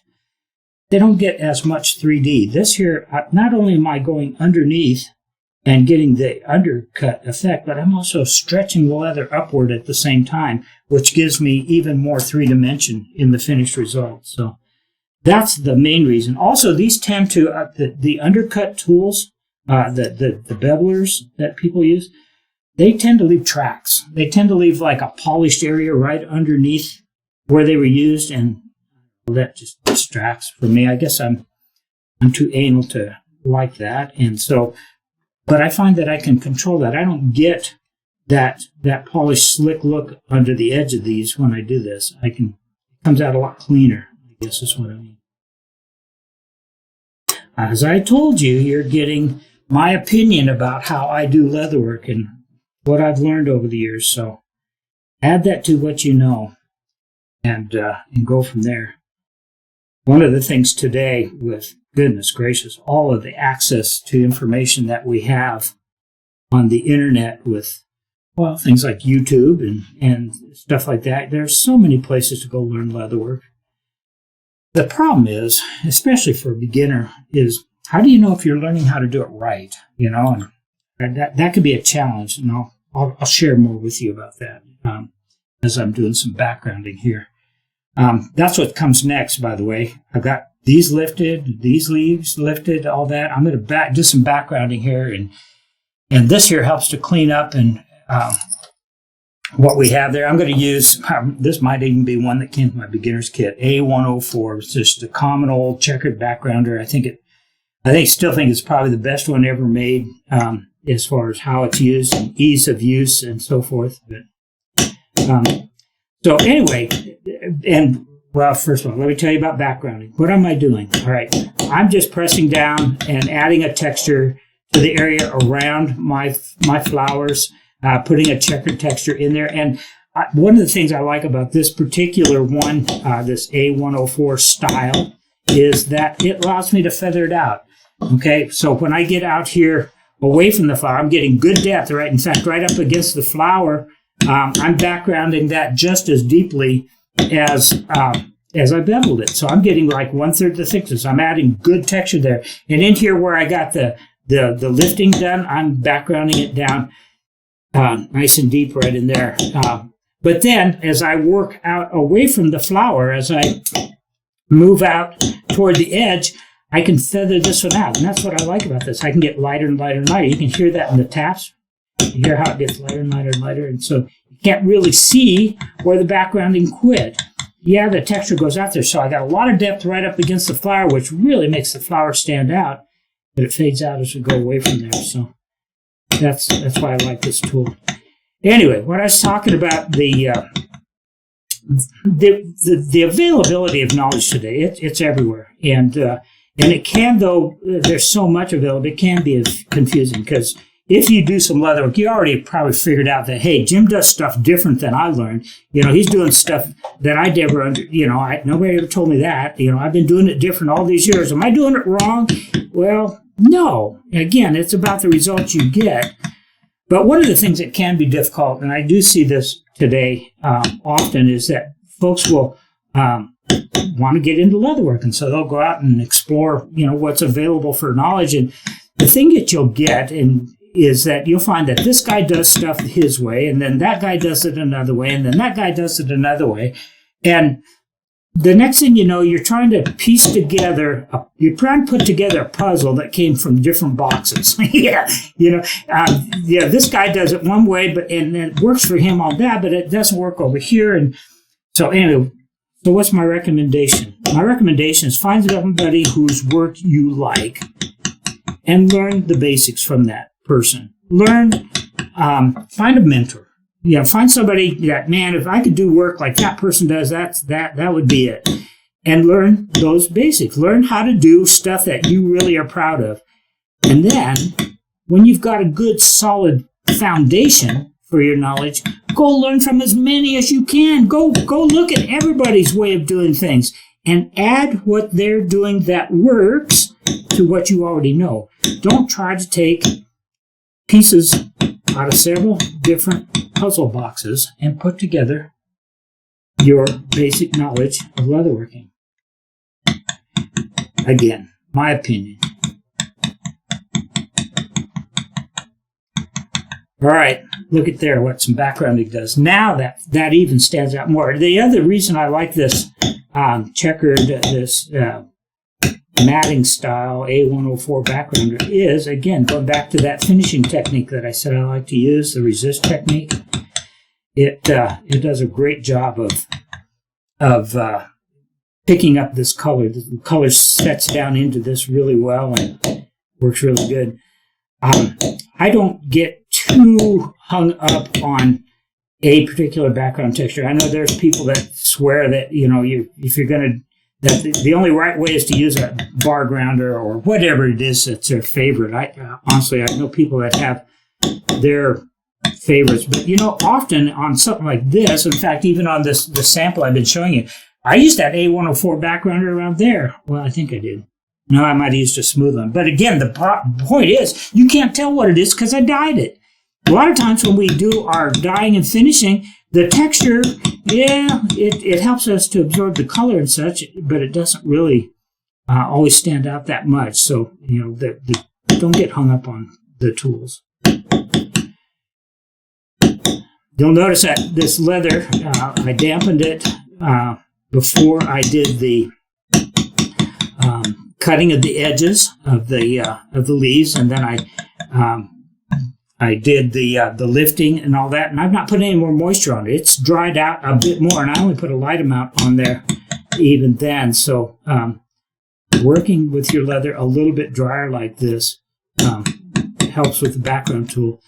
One of the other things about this one that, especially for somebody that's getting started, I think it is a great tool for somebody getting started, is that it's really easy to get it smooth. There are other styles of background tools where you have to very carefully place each impression and line them up, perfectly, or else it looks really rough. And so this one here, all I got to do is work at getting this even, and if it doesn't come out even the first time, kind of like we were talking earlier with the beveling, if it doesn't, well, I can go back over it again and even that out. You don't want to go over it so many times it turns to mush, but you do have a second chance on this, and if it doesn't come out exactly right, I think I'm going to be able to do this one all with this particular tool, but they do make one of these too. It's I think it's number A104.5 or 0.2 or something like that. That's basically half the size of this one, and that's a handy tool to have. You get into some smaller patterns where you really got to get into those tight corners and such. That's real handy. And way back when, before I knew that they made such a thing, well, maybe even before they made such a thing, I needed background tools that would fit into really tiny, pointy places, or that needed more of a rounded shape on the end. And so, you know what? I in my collection at home, I've got probably half a dozen different A104s. They all say A104 on the handle, but they are all different sizes, different shapes, different contours, because I made do. I needed a tool to do something particular in the leather, and so, you know what? They didn't make it, so I did, And that's not hard to do. You can modify these tools, and it's legal to do that. I have some tools that used to belong to some of these great leather workers that we've all learned from over the years, and believe it or not, even when you look at them, you know what? They modified them. I think they all did that. So, nothing wrong with that. All right, so one more up to the camera thing here. All right, there we go. We're going to get on camera. All right, so there it is, backgrounded, lifted up. Look at that. And now this one here is lifted, but not backgrounded, so you can see the background really helps to pop that out, helps to really put some contrast. As I was mentioning, depth. One of the other things that creates depth is a perception. Depth is something we see. It doesn't always necessarily have to be there. And some of the ways that we create depth in leather carving is by having contrasting textures. So by having these leaves and such nice and clean and crisp along the edges, and then coming along with a background tool and putting this coarse, rough texture right up against it, it really pronounces the thing that we want to pronounce. When I get done backgrounding something, you know what? I don't want you to see my background. I want you to see the thing that I created. I want the flower or whatever it is we've been carving. I want that to be the thing that's more prominent. The backgrounding is exactly that. It's backgrounding, and it should not be the thing that draws our attention to it. It should be the thing that we've created. So don't get hung up on the wrong things when you're doing the leather work. It's the results. People will never. Well, leather workers are some of the strangest people. I can say that because I am one. But they really are, because I'm sitting here working on this, and you know where my focus is right now? It's on that impression I'm making. My nose is right down here, and all I can see is I can't even see the whole flower. I'm focused in on just where this tool is going. And we get tunnel vision, and we forget to stop and look at the whole thing and say, hey, that whole thing looks pretty good. we don't do that. We do when we're done finally, but don't forget to do that. We can get sometimes hung up on the wrong details and forget the big picture. Let's finish the sunflowers and that. And with that, we need to do some decorative cuts, right? They do have a few cuts in them, not much. They're really simple to do. So I'm going to get the old swivel knife out here. One of the reasons, going back to the swivel knife blade that I choose to use, not the material it's made from, but the blade I choose to use, is I choose this blade because of how thick it is. A lot of people today think that to do really fine work, you got to have a really skinny blade and a really fine point on it and so forth. And that's just BS, if you want my opinion. Now I got to explain that, don't I? I have work like this right here. This is some California style leather carving, quite involved, quite ornate, got a lot of detail and such like that. Guess what? I use this same swivel knife for that. I have here's my business card case. I didn't show that to anybody yet. Here, it says Elk Tracks on it. It's real clever. It's got a magnetic thing on it. On the back here is a picture of an elk Track studio. That's what I call my thing. And it's got a floral carving design there. It's pretty small. Here's the size of my blade. Here's the size of that elk's head. And here, believe it or not, this knife here also carved that. It did all of that work as well. And I'm not even going to, because you'll never see it, but my name is signed on here with a swivel knife. If you ever get a chance to see it, check that out. Anyway, but all of that was done with this, and it's a thicker blade than most people use today. So why do I like it? Well, part of it is, the way I pop these edges of these leaves out. I couldn't have done that with a skinny blade, not the same way. But it really comes down to when I do these decorative cuts. I like my cuts to open up. Decorative cuts are some, usually long flowing cuts that enhance or fill in these petals and leaves and such like that, which I'm doing that here. But on these, sunflowers, they just have a single line. It's almost like a dividing line. And they start out really heavy right up against the flower seeds, and then they immediately taper out. And that's what I like. By using some pressure here and my fatter blade, my cuts open up really nice at the beginning. And then they fade out to just a scratch. So I don't need a really skinny blade to make a scratch. That's all controlled with pressure. See, it's about knowing how to use the tool. It's not about the tool. This tool will do as fine and as tiny and as delicate a work as any. It's about learning how to use it. What was the first thing I did when I picked it up? I stropped it. I promise you, this thing is sharp. It's ready to go. I probably wouldn't have had to, but you know what? That's just a habit I got into way back when. I ain't going to give it up. It's a good habit. Drop your knife every time you pick it up. It'll always be ready to go. Even if I set it down to get me a drink of water or something like that, I'd pick it up and I'd drop it again. Make that your habit. Look at that. I've got some decorative cuts there. There's veins. There's other veins in these leaves here too. But they're really fine, and they're like little, really fine. These are like the little, I don't know, there's like blood vessels on them. No, that's not. They're veins. And they're kind of real, they come off of the center vein, and then they branch out. They make, different kind of forks and things like that. And they're done with a swivel knife. They're much lighter than what I was just doing, so back off on the pressure, but they do have to have some contour. One of the things you'll find rarely, except for like a border or something like that, virtually every cut you ever make into leather, let me think here before I say this out loud. I think every cut you'll ever make in carving a floral design, at least, will always be done. There'll be a curve to that line. You rarely ever get to make straight lines. Even these veins running up the middle have a slight curve, a gentle curve to them. So learning how to have control over this knife so that goes where you want it to go. It curves when you want it to curve. It's as light or as deep as you want it to be. Those are the things you have to learn to make your knife do. There's not a magic blade that will do that. I'm not always appreciated at some of these leather shows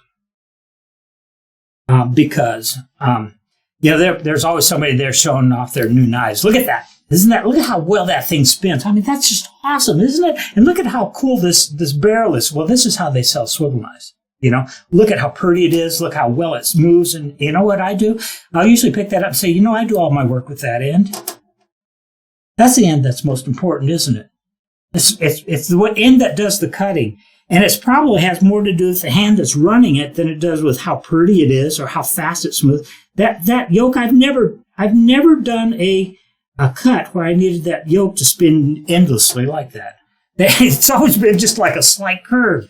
And as long as it moves smoothly, and when I do at these shows, I do have a lot of classes I do on swivel knife finesse is basically what it is. When I do that class and I have live audience in front of me, I'll usually get somebody's beginner's knife that they just got, and I'll do my demonstration with that. And believe me, it ain't because I need to borrow a swivel knife. I'm a geek when it comes to this leatherworking stuff. I probably have, some might know this, but I probably have over 130 different swivel knives in my collection. It's nuts. It's obsessive. It's ridiculous. And I've got fancy knives. I've got expensive knives. I've got knives that surely somebody somewhere thinks that if only I had that knife, that would make all the difference in the world.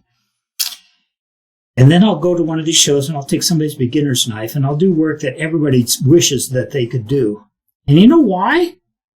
It has nothing to do with the knife. It's me. It's because I've had 50-some years of practicing with this thing. I tell people, I'll do some of these decorative things like this and people will say, oh my gosh, you make that look so easy. Well, you know what? If you've done as much cutting as I have, it ought to look easy. In fact, I joke. I wish there was some way, but like an odometer. Can you imagine? Well, just on this right here, if you were to take all these little short lines to all these petals and all these cuts and then all of this, and then the decorative cuts to go with that, if you were to put all of those end to end, how many inches or yards have I cut just today doing this? Now run that together on some bigger projects for 50-some years. We'd be talking miles, tens of miles, hundreds of miles maybe of cuts that I've made. And you're wondering why I make it look easy? It's called practice. I might have mentioned this earlier. You know how you get better at this? Gotta do leather work. You want to get better at this? Do some leather work. You know what? Even if you mess up, don't be afraid. It's just leather. You can do it again. But you know what? You learn something. I showed you, I told you, the reason I know so much is I know every wrong way to do it. You don't have to do that. I mean, hopefully I'm giving you a tip or two here that will help shorten some of that learning curve. Oh my gosh. Don't make this work. And when you get done, look at that cool stuff you get to make. And one of the neat things, and I've had the privilege of making some really cool stuff over my life for some really neat people and neat events and such. But you know what's great about leatherwork and the things you make out of leather? They're not just hunks of leather. I mean, I know people, these become heirlooms. I've got a handbag that I made for my mom back, I don't know,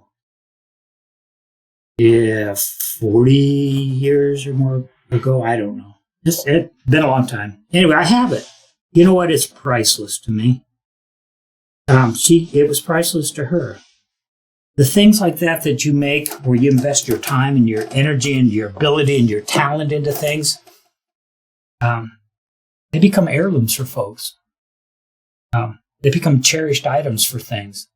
Don't take lightly what we're doing. Please. All right, I'm almost done. I'd have been done faster if I didn't talk so much, but that's how I work. Sorry. All right, one more thing. We got to put some kind of a pattern in there. And what you put in here, it's entirely up to you. You want to use like some really coarse matting tool or whatever. I don't care. Use what you want. I brought a background tool a basket weave tool with me. Hope. Yep. And so I'm going to do some basket weave in there. But you know what? There's actually a method to doing basket weave. And let's see. How do I want to show this? If I'd have brought a straight edge, I'd use that. But since I didn't, I'll just show you how we make do. I got one behind you if you want. Oh, no. I'd rather make do. I really would. I just need, like something with a straight edge on it. Anything. Here, Uncle Leather, that was pretty straight.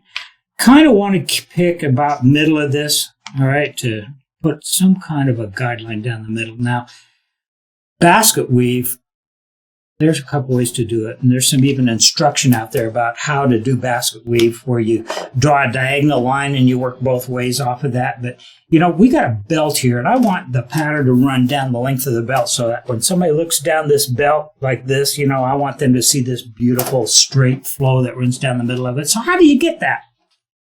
Well, you do it by first using a guideline that runs straight down the middle of it. But I still want my basket weave to run diagonally across it. So, all right, watch this. So what I'm going to do before I start whacking away on it, I've got this really light line. It'll disappear as I start stamping on it. But I've got this really light line laying here, and I'm going to take this basket weave. And I'm going to lay it on that line so that just the corner of the tool is touching the line over here, okay? Just touching the line. And I put just enough pressure there to very lightly see that impression. And then I'm going to overlay those legs from the other side to see if I've got it just right so that when these legs overlap on this corner, does that corner again touch that? And, you know, I got lucky that time. It worked out. I had that leg perfect. But it doesn't always work like that. A lot of times I got to do that, and I'll take 2 or 3 of these light impressions till I find just that right one that is perfect. And now I know. So the first impression here is going to be right in the middle. Okay? And this one here, this is one made by Barry King. It's got an interesting pattern in the middle of it, and it's pretty bold. But the reason I'm using it is because it was the right size. When you have something that's this narrow of an opening for that, if you have something where you only get like 2 basket weave impressions across there, well, you lose the basket weave effect. So you need a smaller one if you're going to do something like this. So anyway, I've got my angle right, and so the first row runs down the middle of this thing diagonally, and look at that, it works out. It's just touching there. And if we were going to do the herringbone thing, that's a whole nother thing. I'm just going to do a normal basket weave because that's where people get it. When you get up here close to your flower, don't be whacking off putting a basket weave impression into the edge of your flower. So just use a corner impression like that. And we'll go back the other way with it.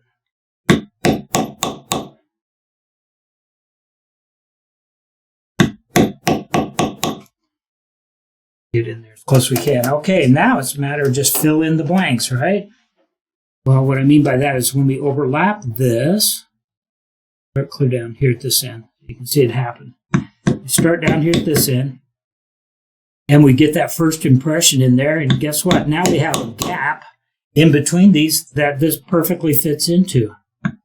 And that's how I get a basket weave pattern to run down the belt, straight with the belt the way I want it to run. And I'll show you that after I get a little more of this in here. I'll show you what I'm talking about. when you're using these kind of set stamping, they call it sometimes, it's where the impression of the stamp, geometric stamps like this, where it's just the impression of the stamp. There's no walking it, there's no moving it or anything like that. You know what's important is hold on to it good and firm. Don't let that thing bounce. Don't let it skip. Hit it good, but make sure that you're not like getting 1, 2, 3, 4 different impressions there. Make sure that you're getting one crisp impression. So hold with some downward pressure, which is a little different than what I was doing before, right? I was holding it so that I got a light impression where it was just touching the surface of the leather. When we get up here toward the edge, I don't want to be knocking this line into the edge, so I'm going to again use just a corner impression here so that it fades out as it gets closer to the corner.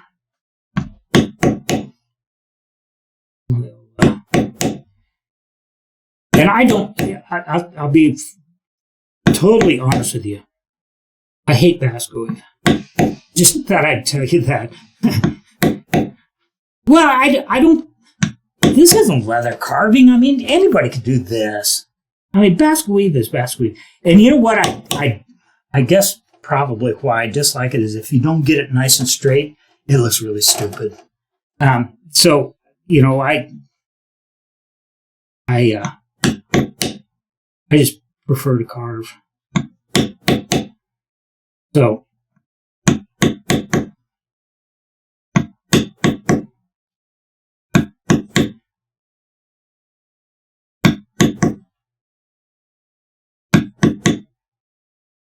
all right, so what do I mean by getting your basket weave to run straight with your belt? All right, so now, I don't know what camera angle you're going to have for this. Let's see.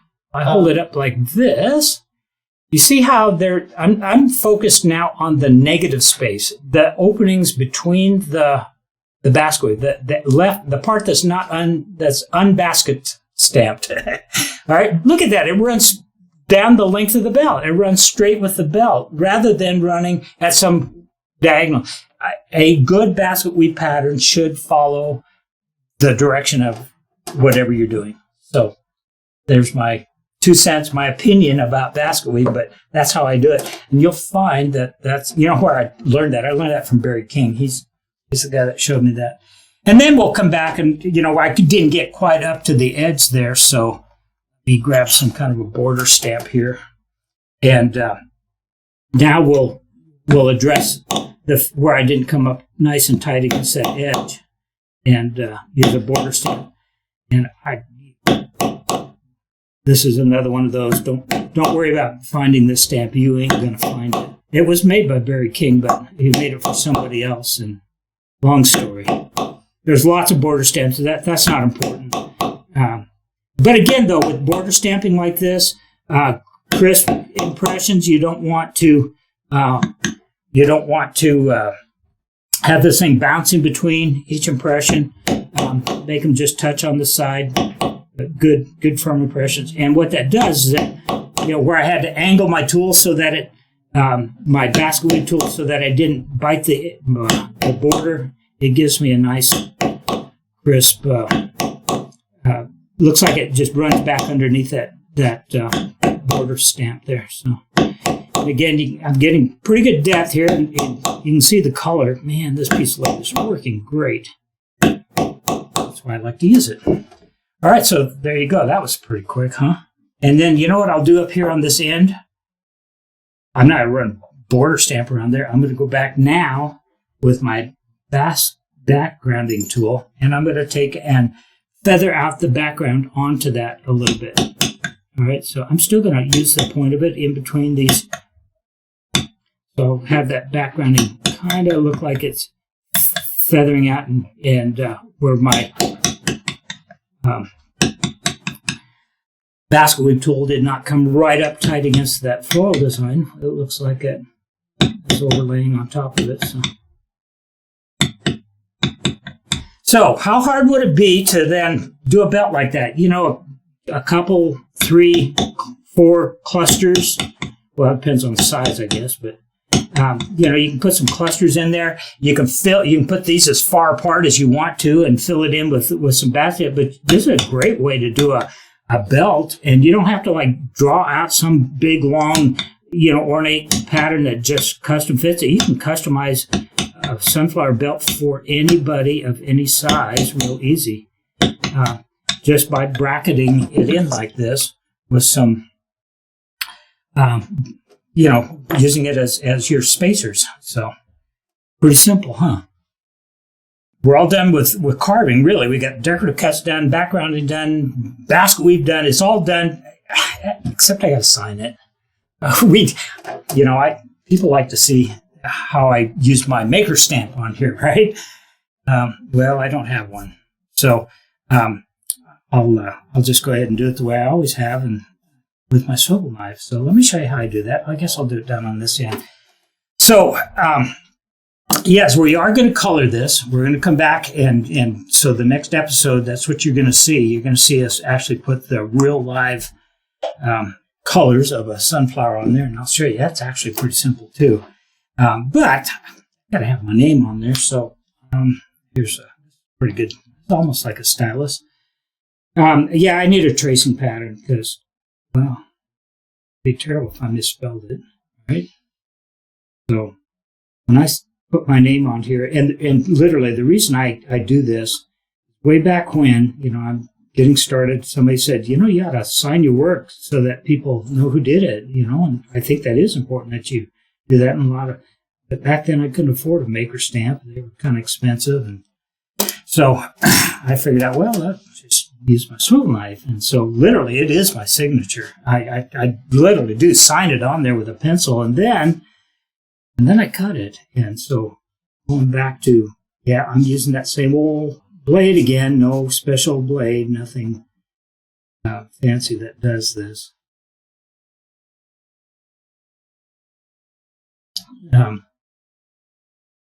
Keep it turned so I can see what I'm doing, but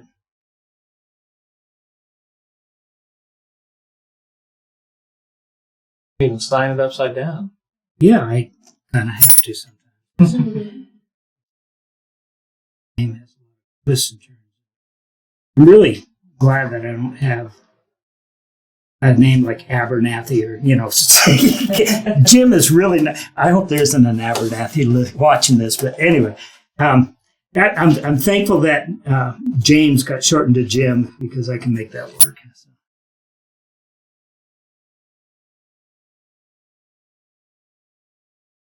Right.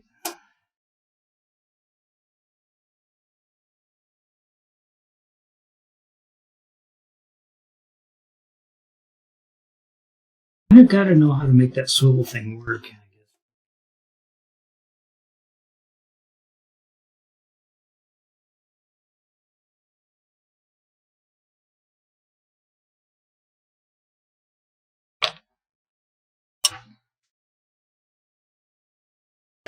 And usually what happens is that's just not enough. Light decoration around it. Part of this is shown off. Can't just leave it plain. I mean, do some other stuff. Fancy that up. And again, this is all decorative cuts. Can you imagine? Here I am doing this on a camera. What if I mess up right now? Let's start over. How devastating would that be? I mean, here y'all are thinking, I know what I'm doing, and y'all are watching. You're probably holding your breath for me, right? Because, God, that'd be terrible if he messed up right now. Again, it goes back to those miles and miles and miles of swivel knife work that I've done. Years. That lets me make it.